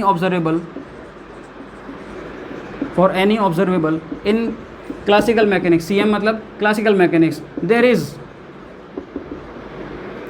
corresponding operator in quantum mechanics. क्या बोल गया गाइस मैं, देखो इधर, for any observable in classical mechanics there is corresponding operator in quantum mechanics. मतलब अगर कोई भी ऑब्जर्वेबल की वैल्यू निकालनी हो तो वहाँ पर क्वांटम मैकेनिक्स में एक ऑपरेटर बैठा हुआ है। जैसे आप जानते हो कि एक्स के लिए अगर आपको पोजीशन निकालनी होती है, जैसे मैंने बोला पोजीशन, तो उसके लिए पोजीशन का ऑपरेटर बैठा हुआ है गाइस। जैसे पोजीशन हो सकती है 3 डायरेक्शन में होती है, एक्स वाई जेड होती है ना गाइस, एक्स वाई और जेड। तो इसका यहाँ पर क्वांटम मैकेनिक्स में एक ऑपरेटर बैठा हुआ है। क्या बैठा हुआ है, एक्स वाई जेड ही बैठा हुआ है। इन पर कैप लग जाती है तो ऑपरेटर हो जाते हैं गाइस। देखो आपको अगर लीनियर मोमेंटम निकालना होता है, लीनियर देखो गाइज, अपन इसको बहुत डीपली पढ़ेंगे आगे जाके कि लीनियर मोमेंटम जब निकालना होता है आपको, ठीक है, वो भी 3 डायरेक्शन में होता है, PX, PY और PZ। तो ये निकालना होता है, तो इनके रिगार्डिंग यहाँ पर कुछ ऑपरेटर होते हैं, PX, PY एंड PZ। ये ऑपरेटर होते हैं गाइस क्वांटम मैकेनिक्स में, और इनकी वैल्यूज़ भी होती है। PX जैसे नहीं, PX ही लगा दे सीधे डायरेक्ट। PX का होता है -i/h del y del x। ये लो भाई, ये क्या होते हैं, इसके ऑपरेटर होते हैं। ये ऐसे क्या हो जाएगा, PY क्या हो जाएगा -i/h d/del y। PZ का क्या हो जाएगा -i/h del/del x। ऐसे ही काइनेटिक एनर्जी है, इनके भी अपने ऑपरेटर होते हैं। इसका काइनेटिक एनर्जी जो होता है, इसका अपन इसको शो करते हैं kx से। किससे शो करते हैं, kx से। तो और kx होता है, इसका फॉर्मूला होता है -h²/2m del² x²। तो गाइस ये जो फॉर्मूले निकल के आ रहे हैं गाइस सारे, ये क्या है, ऑपरेटर हैं। ये सब क्या है, ये इसका ऑपरेटर है किसका, काइनेटिक एनर्जी का। काइनेटिक एनर्जी को आप किस पे लगा दोगे, इस वेव फंक्शन पे लगा दोगे। इस वेव फंक्शन पे जैसे लगाओगे आप, आपका काइनेटिक एनर्जी की वैल्यू निकल के आ जाएगी। मतलब हमने भी निकाल ली। तो क्लासिकल था वो क्या बोल रहा था, भाई ले निकाल ले सीधा, कुछ नहीं करना तेरे को, इस फॉर्मूले को लगा दे आ जाएगा। ये क्या बोलता है भाई, वेव फंक्शन पहले तो देख, ऑपरेटर देख किसका, जिस निकालना है, क्या निकालना है, काइनेटिक एनर्जी, लगा दे इसको, इस पर आ जाएगी वैल्यू। ठीक है, अब ये बोला चल लगा तो दूंगा, कैसे लगाऊं भाई, अपन को ऑब्जर्वेबल की वैल्यू निकालनी है। तो ये क्या है अपना ऑपरेटर, ये क्या है अपना वेव फंक्शन। इससे बोला कि भाई मेरे को ऑब्जर्वेबल की वैल्यू फाइंड आउट करनी है, किसकी, किसी की भी करनी है, इसी की करनी है, तो इसको मैं इस पर लगाऊंगा, तो लगाऊंगा कैसे, उसका कोई मेथड तो होना चाहिए ना। बोले है, बोले कहाँ है, बोले देख अगले पॉइंट पे देख। कौन सा पॉइंट, तीसरा पॉइंट। मतलब अब आता है अपना पोस्टुलेट नंबर 3। अपना क्या आता है गाइस, अब आता है अपना पोस्टुलेट नंबर 3। पोस्टुलेट नंबर 3 क्या कहता है, पोस्टुलेट नंबर 3 कहता है कि कोई भी ऑब्जर्वेबल की वैल्यू आप निकालते हो तो कैसे निकालोगे, कि आप देखो कैसे निकालोगे, कैसे निकालोगे, वेव फंक्शन है, वेव फंक्शन को एक भगवान का नाम दे देते हैं, साईं भगवान। ये साईं है, ये कौन है, साईं। मत डरना इसको देख के, अब बिल्कुल क्वांटम मैकेनिक्स अपने लिए ईजी लगने लग जाएगी। अब क्यों, देखो ना कैसे, ये साई है, जो साई को बोलूँगा मैं वेव फंक्शन। इस साई वेव फंक्शन जो है, इस पर मैं क्या लगाता हूँ, ऑपरेटर लगाता हूँ। मैंने यही तो बोला कि मैं ऑपरेटर को क्या करूँगा, जो भी मेरे को चाहिए उसका करस्पॉन्डिंग ऑपरेटर जो क्वांटम मैकेनिक्स में बैठा हुआ है उसको मैं उस फंक्शन पर लगा दूंगा और मेरे पास वैल्यू आ जाएगी। कैसे आएगी, वो पॉइंट नंबर 3 में है, देखना कैसे है वो, देखना सुनना। ये जो वेव फंक्शन है मेरा, इस पर मैं क्या करता हूँ, एक ऑपरेटर लगा देता हूँ। ऑपरेटर को मैं किससे शो करता हूँ, कोई भी मैंने ए बोल दिया और उस पर कैप लगा दी। ऑपरेटर पे हमेशा क्या लगी होती है, कैप। क्या लगी होती है उस पर, कैप। ये लगा दिया मैंने। अब मेरे पास क्या होता है, सेम फंक्शन आ जाता है यहाँ पर। ये लो, ये वेव फंक्शन आ गया मेरे पास, और यहाँ पर कुछ कॉन्स्टेंट क्वांटिटी आ जाती है। सपोज करो ये ए आ गई, और ये जो वैल्यू आई फंक्शन के साथ अटैच होके, इसके साथ मल्टीपल में जो वैल्यू आई है कॉन्स्टेंट क्वांटिटी, यही मेरी क्या है, यही मेरी क्या है, ये ऑब्जर्वेबल की वैल्यू। ऑब्जर्वेबल की वैल्यू है गाइस, ये ऑब्जर्वेबल वैल्यू, ये ऑब्जर्वेबल। अब मैंने अगर ऑपरेटर लीनियर मोमेंटम का लगाया था तो मेरे पास लीनियर मोमेंटम की वैल्यू आ जाएगी। मैंने काइनेटिक एनर्जी का लगाया तो काइनेटिक एनर्जी आ जाएगी मेरे पास। मैं पोजीशन का लगाता हूँ तो पोजीशन आ जाएगा। तो मैं जिसका भी ऑपरेटर लगाऊंगा उसकी मेरे पास वैल्यू आ जाएगी गाइस यहाँ पर। ये लो गाइस, अब एक्चुअल में बात क्या है कि ये जो ऑब्जर्वेबल की वैल्यू आती है, इसका एक अच्छा सा नाम है गाइज, और वो अच्छा सा नाम क्या है, वो है आइगन वैल्यू। वो क्या है इसका नाम, मतलब ये जो वैल्यू आती है ये वाली, इसका नाम क्या है, आइगन वैल्यू। गाइज इसका नाम क्या है, आइगन वैल्यू। इसका नाम क्या है, आइगन वैल्यू। आइगन वैल्यू है, अगर ये आइगन वैल्यू आती है तो ये करस्पॉन्डिंग जो फंक्शन है इसका भी नाम आ जाता है क्या, आइगन फंक्शन। इसका नाम क्या होता है, आइगन फंक्शन। और ये अपन तभी बोलते हैं जब ये जो मैंने इक्वेशन लिखी है ये फॉलो होती है, ये वाली इक्वेशन। कोई ऑपरेटर लगाया, वेव फंक्शन लगाया, उस पर अगर सेम फंक्शन वापस से आ जाता है और उसके साथ कोई कांस्टेंट क्वांटिटी अटैच होकर आती है, तो ये पूरी की पूरी जो इक्वेशन है इसको मैं बोल दूंगा आइगन वेव इक्वेशन। इसको मैं क्या बोलूँगा गाइस, आइगन वेव इक्वेशन। देखना ये क्या है मेरी आइगन वेव इक्वेशन। ये मेरी क्या है गाइस, आइगन वेव इक्वेशन है मेरी। है क्या है ये, आइगन वेव इक्वेशन। और इस फंक्शन को मैं क्या बोलूँगा, आइगन फंक्शन। इस वैल्यू को मैं क्या बोलूँगा, आइगन वैल्यू। और ये ऑपरेटर क्या हो जाएगा मेरा, आइगन ऑपरेटर। यहाँ तक की बात कोई समझ में नहीं आई तो बताना गाइस। उतार लो आप इसको, मैं थोड़ा हट जाता हूँ। ये लो उतारो आराम से।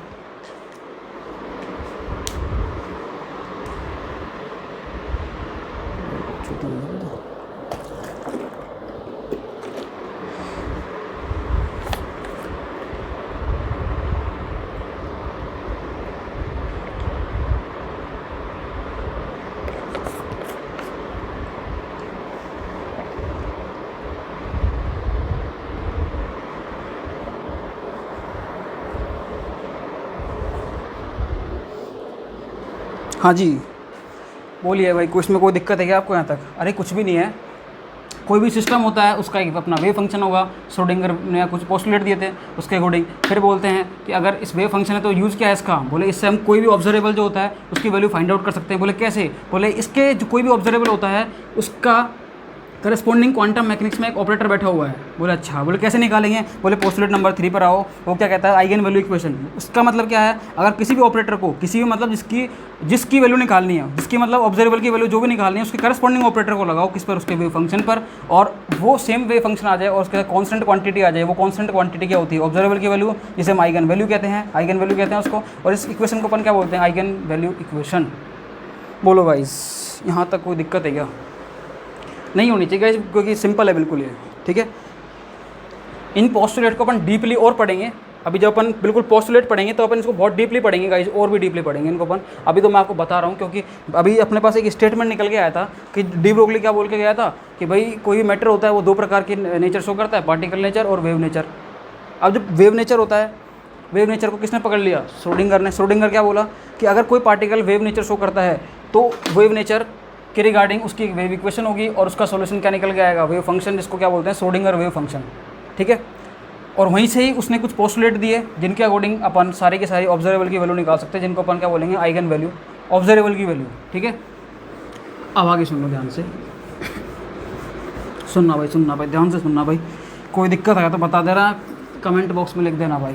वैसे कोई दिक्कत आएगी नहीं क्योंकि अभी तो बिल्कुल बेसिक चल रहा है वैसे, ठीक है। साईं भगवान को भी उड़ा देते हैं एक बार, तो ये लो उड़ा दिया। देखो आगे चलते हैं। बहुत बार क्या होता है कि ये जो है, देखो मैंने आपको अभी एक ये लिख के दी, ए ऑपरेटर साईं भगवान इजिकल टू, ये आया ए कॉन्स्टेंट वैल्यू है किसके साथ, इस भगवान के साथ, ठीक है। ए वेव फंक्शन मतलब कोई ऑपरेटर है, वेव फंक्शन पे लगाया, इजिकल टू क्या निकल के आया, सेम वेव फंक्शन और उसके साथ कॉन्स्टेंट क्वांटिटी आ गई, ये आइगन वैल्यू इक्वेशन थी।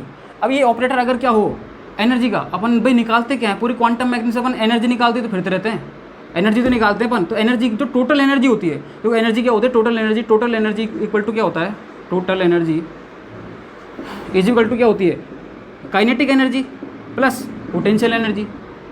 अरे यही तो होती है भाई, टोटल एनर्जी क्या होती है, काइनेटिक एनर्जी और प्लस पोटेंशियल एनर्जी। अब इसका अपना ऑपरेटर होता है क्वांटम मैकेनिक्स में, इसका अपना ऑपरेटर होता है, इसका होता है के एक्स, इसका क्या होता है बी एक्स, ठीक है।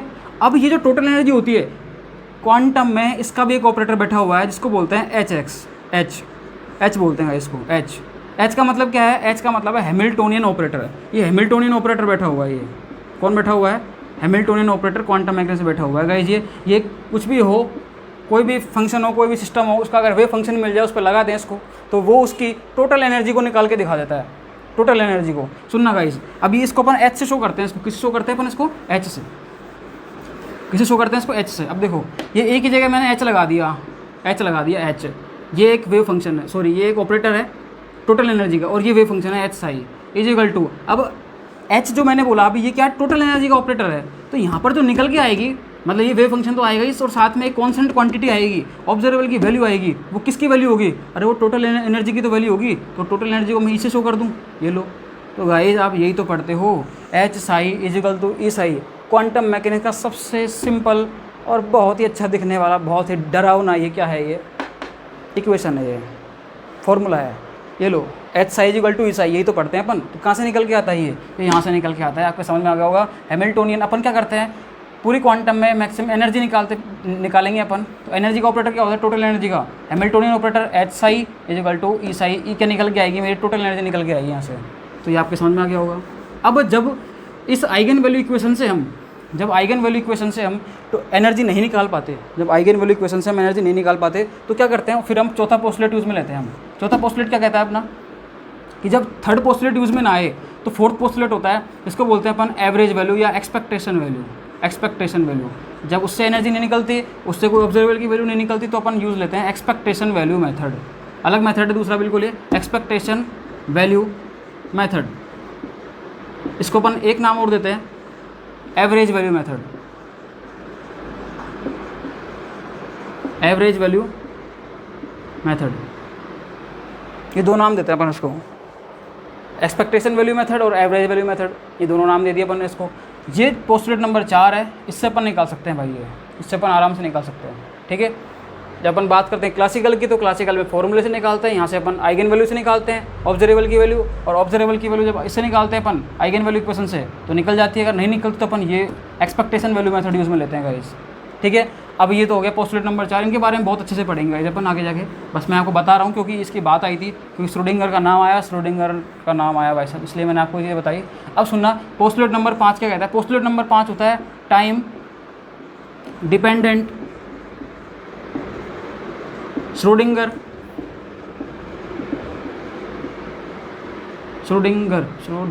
अरे यार डी कहाँ से आ गया, श्रोडिंगर वेव इक्वेशन,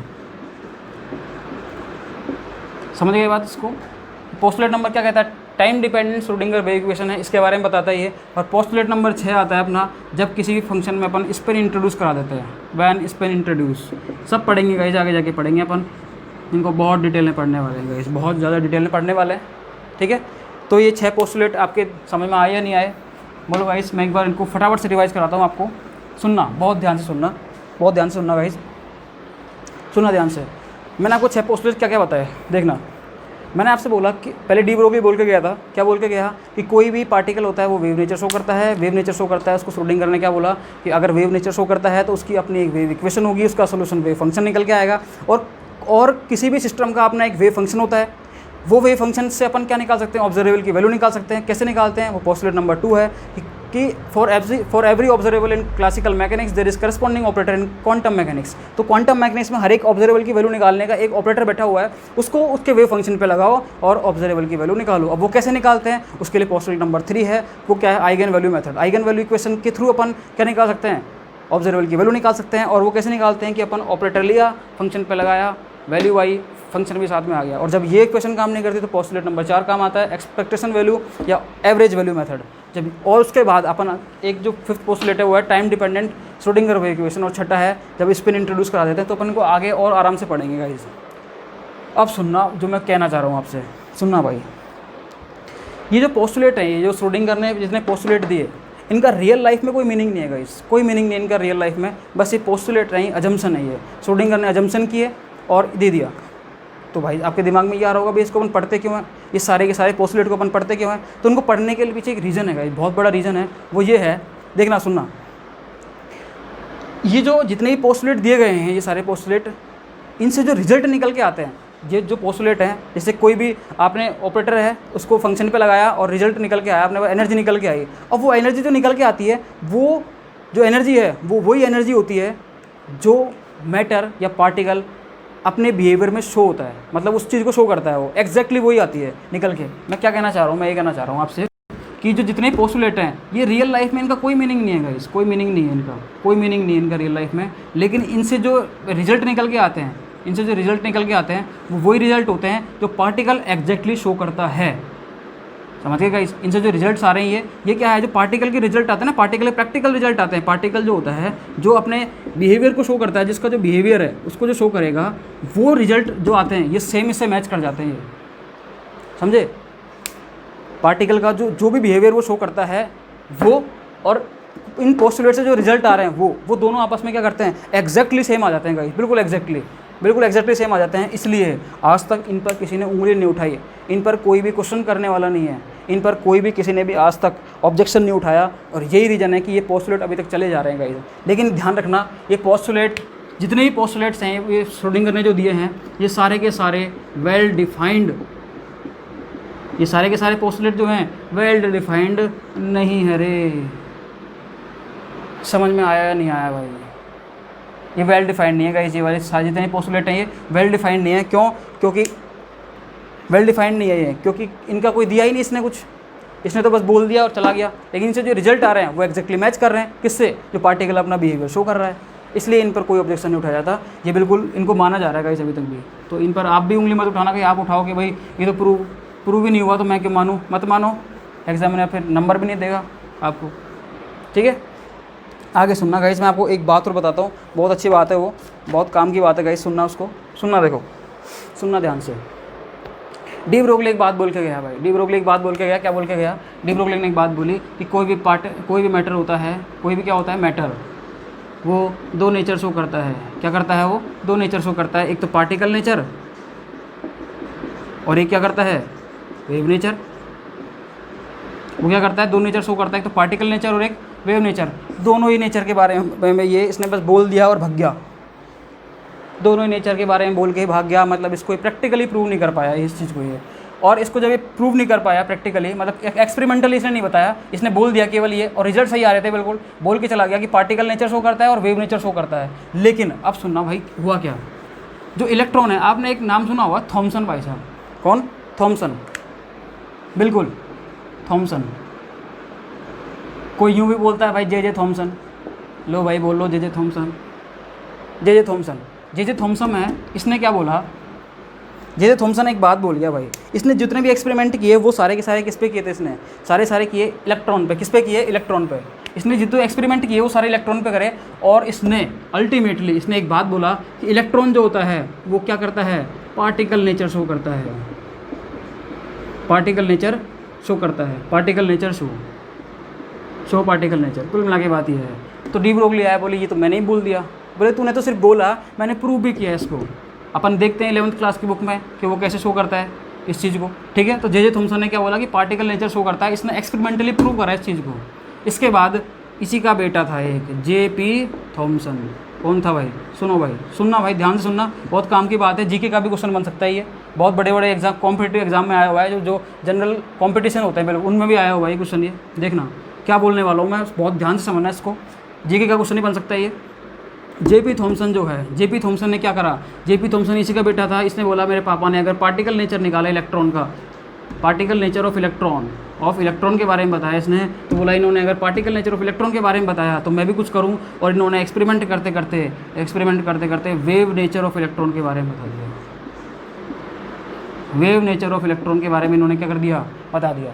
मतलब ये दोनों बाप बेटे थे आपस में। ये इन्होंने निकाला पार्टिकल नेचर के बारे में इलेक्ट्रॉन के, और इन्होंने बताया वेव नेचर ऑफ इलेक्ट्रॉन के बारे में। और दोनों को गाइस, क्या गाइस समझ रहे हो आप? इन दोनों को एक साथ भाई नोबेल प्राइज़ मिल गया। इनको दोनों को नोबेल प्राइज़ मिला हुआ है, गाइस ध्यान रखना। इनको दोनों को क्या मिला हुआ है? Nobel prize. इन दोनों को क्या मिला हुआ है? नोबेल प्राइज़ दोनों को। ये थे फादर, ध्यान रखना। फादर कौन थे? कहीं उल्टा मत कर देना। ये फादर हैं और ये सन है। ये फादर है और ये सन है। तो इन दोनों को फिजिक्स में, किसमें? फिजिक्स में, ध्यान रखना। फिजिक्स में इनको ध्यान रखना, क्या लिख दूँ मैं, इधर लिख देता हूँ कि इनको फिजिक्स में, फिजिक्स की क्वांटम मैकेनिक्स में इनको क्या मिला हुआ है?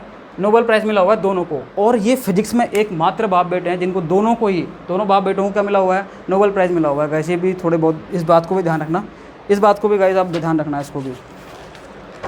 बोलो गाइस कोई दिक्कत है इसमें? अब तक कुछ समझ में नहीं आया हो, कोई प्रॉब्लम हो, कोई भी दिक्कत हो, कमेंट करके बता देना। वैसे कोई दिक्कत आनी नहीं चाहिए आपको। इस चीज़ को लिख लो आप 2 मिनट के लिए, फटाफट से लिखो, इसको उतार लो, स्क्रीनशॉट ले लो इसका।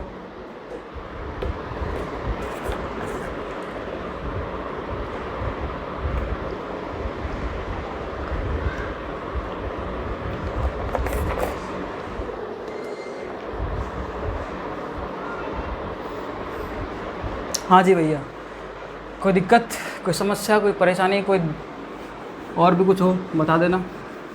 ऐसे होगी नहीं गाइस, क्योंकि क्वांटम अपन पढ़ रहे हैं तो इतना इजीली पढ़ रहे हैं गाइस, इसमें अब तक क्या दिक्कत आएगी? बहुत अपन स्मूथली पढ़ रहे हैं, सारी चीज़ें अपन ने कभी कोई फास्ट नहीं भगाई। आप नोट्स भी प्रॉपर बनाते रहो। देखो गाइस, बिना नोट्स के तो कुछ नहीं होता। आप हाथ से लिखोगे 2-4 बार, एक बार नहीं, 2 बार नहीं, क्योंकि देखो ये चीज़ें ऐसी हैं कि एक बार में समझ में नहीं आती गाइस। एक बार में नहीं आता, इसको आप लिखो, 2 बार लिखो, 10 बार लिखो, 50 बार लिखो, 100 बार लिखो, धीरे धीरे आपके समझ में आ जाएगी गाइस, ठीक है। तो अब मैं आगे चलता हूँ गाइस, देखना आगे। देखो सुनना भाई, ध्यान से सुनना। अब तक अपन ने जो पढ़ा क्वांटम मैकेनिक्स में, इसका पढ़ा कि क्वांटम मैकेनिक्स क्या है, बिल्कुल पढ़ लिया। क्यों नीड है इसकी, ये भी पढ़ लिया। कैसे इसका इवोल्यूशन हुआ, ये भी पढ़ लिया। अब क्वांटम मैकेनिक्स को अपन अप्लाई करेंगे केमिस्ट्री पे अप्लाई करेंगे। अब तक अपन ने इसका पढ़ा है, बैकग्राउंड पढ़ा है इसका अभी तक अपन ने, ठीक है। और कुछ जनरल पढ़ लिया कि अब अपन जब आगे पढ़ेंगे, कुछ नाम भी सुने अपन ने, वेव फंक्शन सुन लिया, कुछ पोस्टुलेट सुने अपन ने, टाइम डिपेंडेंट इक्वेशन सुनी है, ऑपरेटर सुना, आइगन वैल्यू इक्वेशन सुना, eigen operator, eigen value, eigen function, इनके बारे में सुना है अपन ने अभी तक। बहुत सारी चीज़ें सुन ली फिर भी, ठीक है। अब अपन को जब आगे अप्लाई करेंगे तो फिर अपन उसको नेक्स्ट क्लास में करेंगे। अभी मैं आपको एक बार फटाफट से सारी चीज़ें एक बार रिकॉल करा देता हूँ। सारी चीज़ें मैंने क्या क्या बोला। देखो स्टार्टिंग में मैंने आपसे बोला था कि जो मैकेनिक्स होती है वो क्या होती है।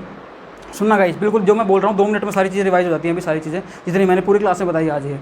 मैंने क्या बोला आपसे, मैंने ये बताया था स्टार्टिंग में कि मैकेनिक्स क्या होती है, the behavioural study of matter when it is in motion. जब भी कोई मैटर मोशन में होता है, और मोशन मैंने आपको बताया था कौन कौन से होते हैं, तो मोशन में होता है उस टाइम उसके बिहेवियर की स्टडी करना क्या कहलाता है, मैकेनिक्स कहलाती है। अब बिहेवियरल स्टडी का मतलब क्या होता है कि उसकी फिजिकल क्वांटिटी निकालना। फिजिकल क्वांटिटी मतलब ऑब्जर्वेबल की वैल्यू निकालना। ऑब्जर्वेबल को अपन क्यों बोलते हैं, क्योंकि क्वांटम मैकेनिक्स में किसी भी फिजिकल क्वांटिटी को ऑब्जर्वेबल बोला जाता है, ठीक है। और वही उसका क्या होता है, किसी पार्टिकल का बिहेवियर होता है गाइस, ठीक है। अब इस चीज़ को निकालना क्या होती है, मैकेनिक्स होती है। अब मैकेनिक्स की स्टडी 2 लेवल पे होती है, मैक्रोस्कोपिक लेवल और माइक्रोस्कोपिक लेवल।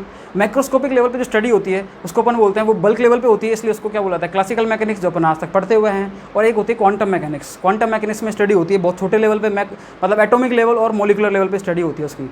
इसके बाद मैंने आपको समझाया कि भाई ऐसा क्या हुआ कि ये था, जो प्लेटिनम इलेक्ट्रोड था उसको देखा गया कि वो इलेक्ट्रोकेमिस्ट्री में एज ए इलेक्ट्रोड यूज़ करते हैं उसको इलेक्ट्रोकेमिस्ट्री में, तो वो बिहेव करता है एज ए इनर्ट इलेक्ट्रोड। जब उसको अपन ऑर्गेनिक केमिस्ट्री में एज ए कैटलिस्ट देखा गया उसको, तो वो तो कैटलिस्ट का बिहेव करने लग गया। मतलब उसको जब एटॉमिक लेवल पर लेके गए माइक्रोस्कोपिक लेवल से, तो उसका बिहेवियर चेंज हो गया। मतलब इनर्ट से क्या आ गया, वो कैटलिस्ट बन गया। ऐसे कुछ अपन ने गोल्ड का देखा कि वो सॉलिड था और माइक्रोस्कोपिक लेवल पे वो क्या बन गया, लिक्विड बन गया। एल्यूमिनियम का देखा कि वो पहले स्टेबल था, वो कंबस्टाइल हो गया। ऐसे अपन ने और सिलिकॉन का देखा था कि वो इंसुलेटर था और बाद में क्या हो गया, वो कंडक्टर बन गया।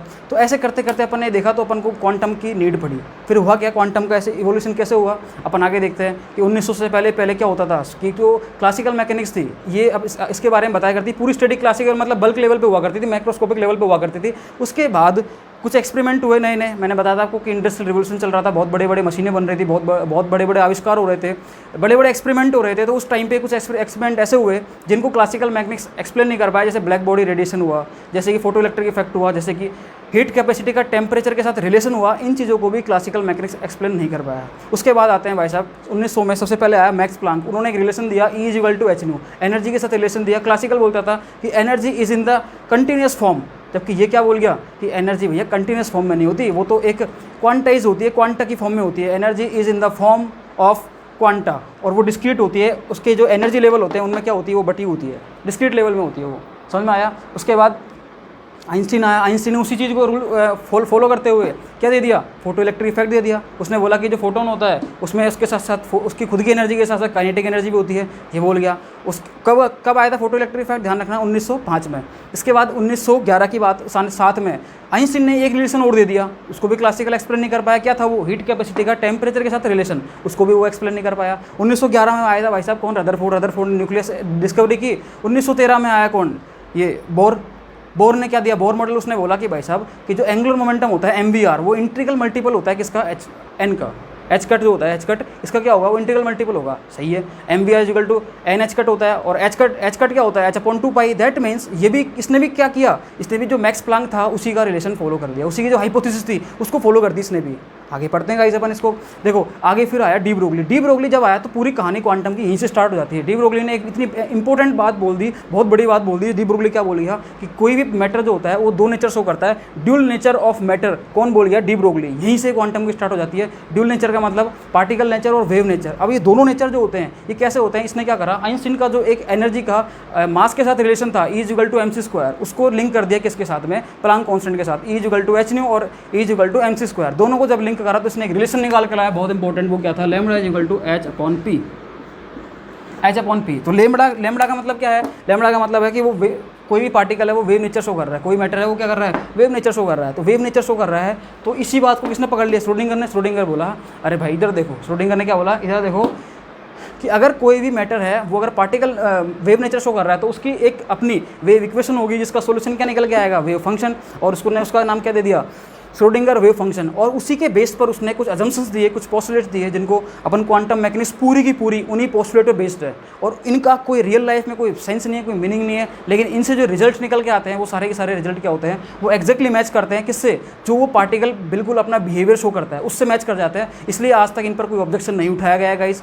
और इसके बाद मैंने आपको कुछ क्लासिकल मैकेनिक्स और इनमें कुछ रिलेशन डिफरेंस बताए थे। मैंने क्या बताया कि इसकी वो सब जानते हैं कि इसके क्लासिकल मैकेनिक्स मैक्रो लेवल पे स्टडी करते हैं और क्वांटम मैकेनिक्स में माइक्रो लेवल पे स्टडी करते हैं।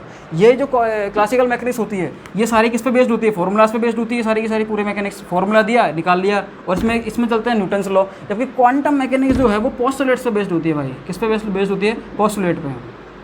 और पोस्टुलेट के बारे में फिर मैंने बताया था आपको कि कुछ पोस्टुलेट के बारे में मैंने बताया आपको कि कोई भी सिस्टम होता है उसका अपना एक वेव फंक्शन होता है, और उससे अपन क्या निकाल सकते हैं, ऑब्जर्वेबल वैल्यू निकाल सकते हैं। तो सेकंड पोस्टुलेट क्या कहता है, for adding observable in classical mechanics there is corresponding operator in quantum mechanics. तो वहाँ पर क्वांटम मैकेनिक्स में क्या बैठा हुआ है, एक ऑपरेटर बैठा हुआ है, किसके लिए, किसी भी ऑब्जर्वेबल की वैल्यू फाइंड आउट करने के लिए। कैसे निकालेंगे, उस ऑपरेटर को आप वेव फंक्शन पे लगाओ और निकाल लो। कैसे, उसके लिए आइगन इक्वेशन आई postulate number 3, H psi = E psi, इससे निकाल सकते हैं अपन इसको। ठीक है, फिर फोर्थ पॉइंट क्या आया, जब अपन इससे नहीं निकाल सकते आइगन वैल्यू इक्वेशन से तो एक्सपेक्टेशन वैल्यू या एवरेज वैल्यू मेथड से निकालते हैं। उसके बाद आया time dependent Schrodinger wave equation और स्पिन इंट्रोड्यूस। ये कुछ 6 पोस्टुलेट मैंने आपको बताया जो अपन आगे जाके डिस्कस करेंगे इनको बहुत डीप में। फिर मैंने आपको बताया कुछ जनरल बात बताई थी आपको कि जे थॉमसन और JP थॉमसन ने इलेक्ट्रॉन के जो नेचर थे उनके बारे में बताए थे। जे थॉमसन बता गया पार्टिकल नेचर के बारे में और JP थॉमसन बता गया वेव नेचर के बारे में। दोनों बाप बेटे थे, इन दोनों बाप बेटों को आपस में नोबेल प्राइज़ मिला था फिजिक्स में। पहले ये एकमात्र ऐसे फादर इंसान हैं जिनको नोबेल प्राइज़ मिला है फिजिक्स में। किसके लिए, इलेक्ट्रॉन के बिहेवियर के लिए। इलेक्ट्रॉन के इन्होंने बताया था पार्टिकल नेचर और वेव नेचर। गाइस इस चीज़ के बारे में ध्यान रखना। अब मैं जो आगे बताने जा रहा हूँ वो क्या है, देखो गाइस सुनना ध्यान से। क्वांटम मैकेनिक्स में जो जितने भी जो बेसिक चीज़ें थी वो मैं आपको बता चुका हूँ। अब अपन चलेंगे बिल्कुल जो क्वांटम में जो भी होता है अपना जो केमिस्ट्री इन्वॉल्व होगी सारी की सारी, उस पर चलेंगे। सबसे पहले जो अब नेक्स्ट क्लास में जो देखो आज की क्लास यहीं खत्म होती है। आज की क्लास में मैंने आपको जो जितना समझाना था वो समझा दिया। नेक्स्ट क्लास में मैं आपको ऑपरेटर अलजेब्रा के बारे में बताऊँगा आपको, और पूरा बताऊँगा आपको कि अपन क्या क्या पढ़ने वाले हैं। देखो यूनिट 1 जो है अपनी क्वांटम मैकेनिक्स, उसके बारे में बताऊँगा। यूनिट 1 में अपन सबसे पहले पढ़ेंगे ऑपरेटर अलजेब्रा, और ये अपने 4-5 क्लासें खींच जाएगा आराम से। मतलब इसमें ये बहुत बड़ा है गाइस ऑपरेटर अलजेब्रा, इससे बहुत सारे ऑपरेटर के बारे में पढ़ेंगे अपन, ठीक है। ऑपरेटर अलजेब्रा ये पढ़ने वाले हैं अपन ऑपरेटर अलजेब्रा के बारे में। अब सुनना गाइस और ध्यान से, देखो गाइस हम ये कर रहे हैं गाइस कि अब जैसे क्वांटम मैकेनिक्स अपनी लगातार चलेगी, इसके एक लेक्चर डेली आएंगे इसके, ठीक है। तो क्वांटम पे आप ध्यान रखिए, प्रॉपर नोट्स बनाते रहिए, कोई भी क्लास मिस मत करना। एक भी क्लास मिस होगी तो आप क्वांटम नहीं सीख पाओगे गाइस। और सारी क्लासों को डेली रिवाइज़ किया करो। जैसे आप नोट्स बना रहे हो, नोट्स को फटाफट रिवाइज कर लो, सारे रिवाइज हो जाएंगे। क्वांटम मैकेनिक्स को सीखने के लिए आपको कोई भी क्लास नहीं छोड़ने का। इसे देखो मैथ्स वाले हैं तो मैथ्स अपने अकॉर्डिंग मैनेज कर लेना। वैसे मैंने दोनों लेक्चरों में काफ़ी अच्छे से पढ़ाई है, आप भी उसको देखना, आपके समझ में आ जाएगा। जिनको मैथ्स बिल्कुल भी नहीं आती उनकी भी समझ में आ जाएगा इस मैथ्स पर, 1-2 बार प्रैक्टिस कर लेना उसकी। अब क्वांटम पढ़ेंगे हम, सारी क्वांटम हमने 30 लेक्चर में लगभग कंप्लीट हो जाएगी। तो ये पूरे महीने चलेगी गाइस, ये अगले महीने भी चलेगी क्वांटम मैकेनिक्स। और हम ऐसे कुछ कोशिश कर रहे हैं कि आने वाले कुछ दिनों में, जैसे 5-7-10 दिन बाद हम ऑर्गेनिक केमिस्ट्री स्टार्ट करने वाले हैं। और ऑर्गेनिक केमिस्ट्री जो चलेगी वो लाइव चलेगी गाइस।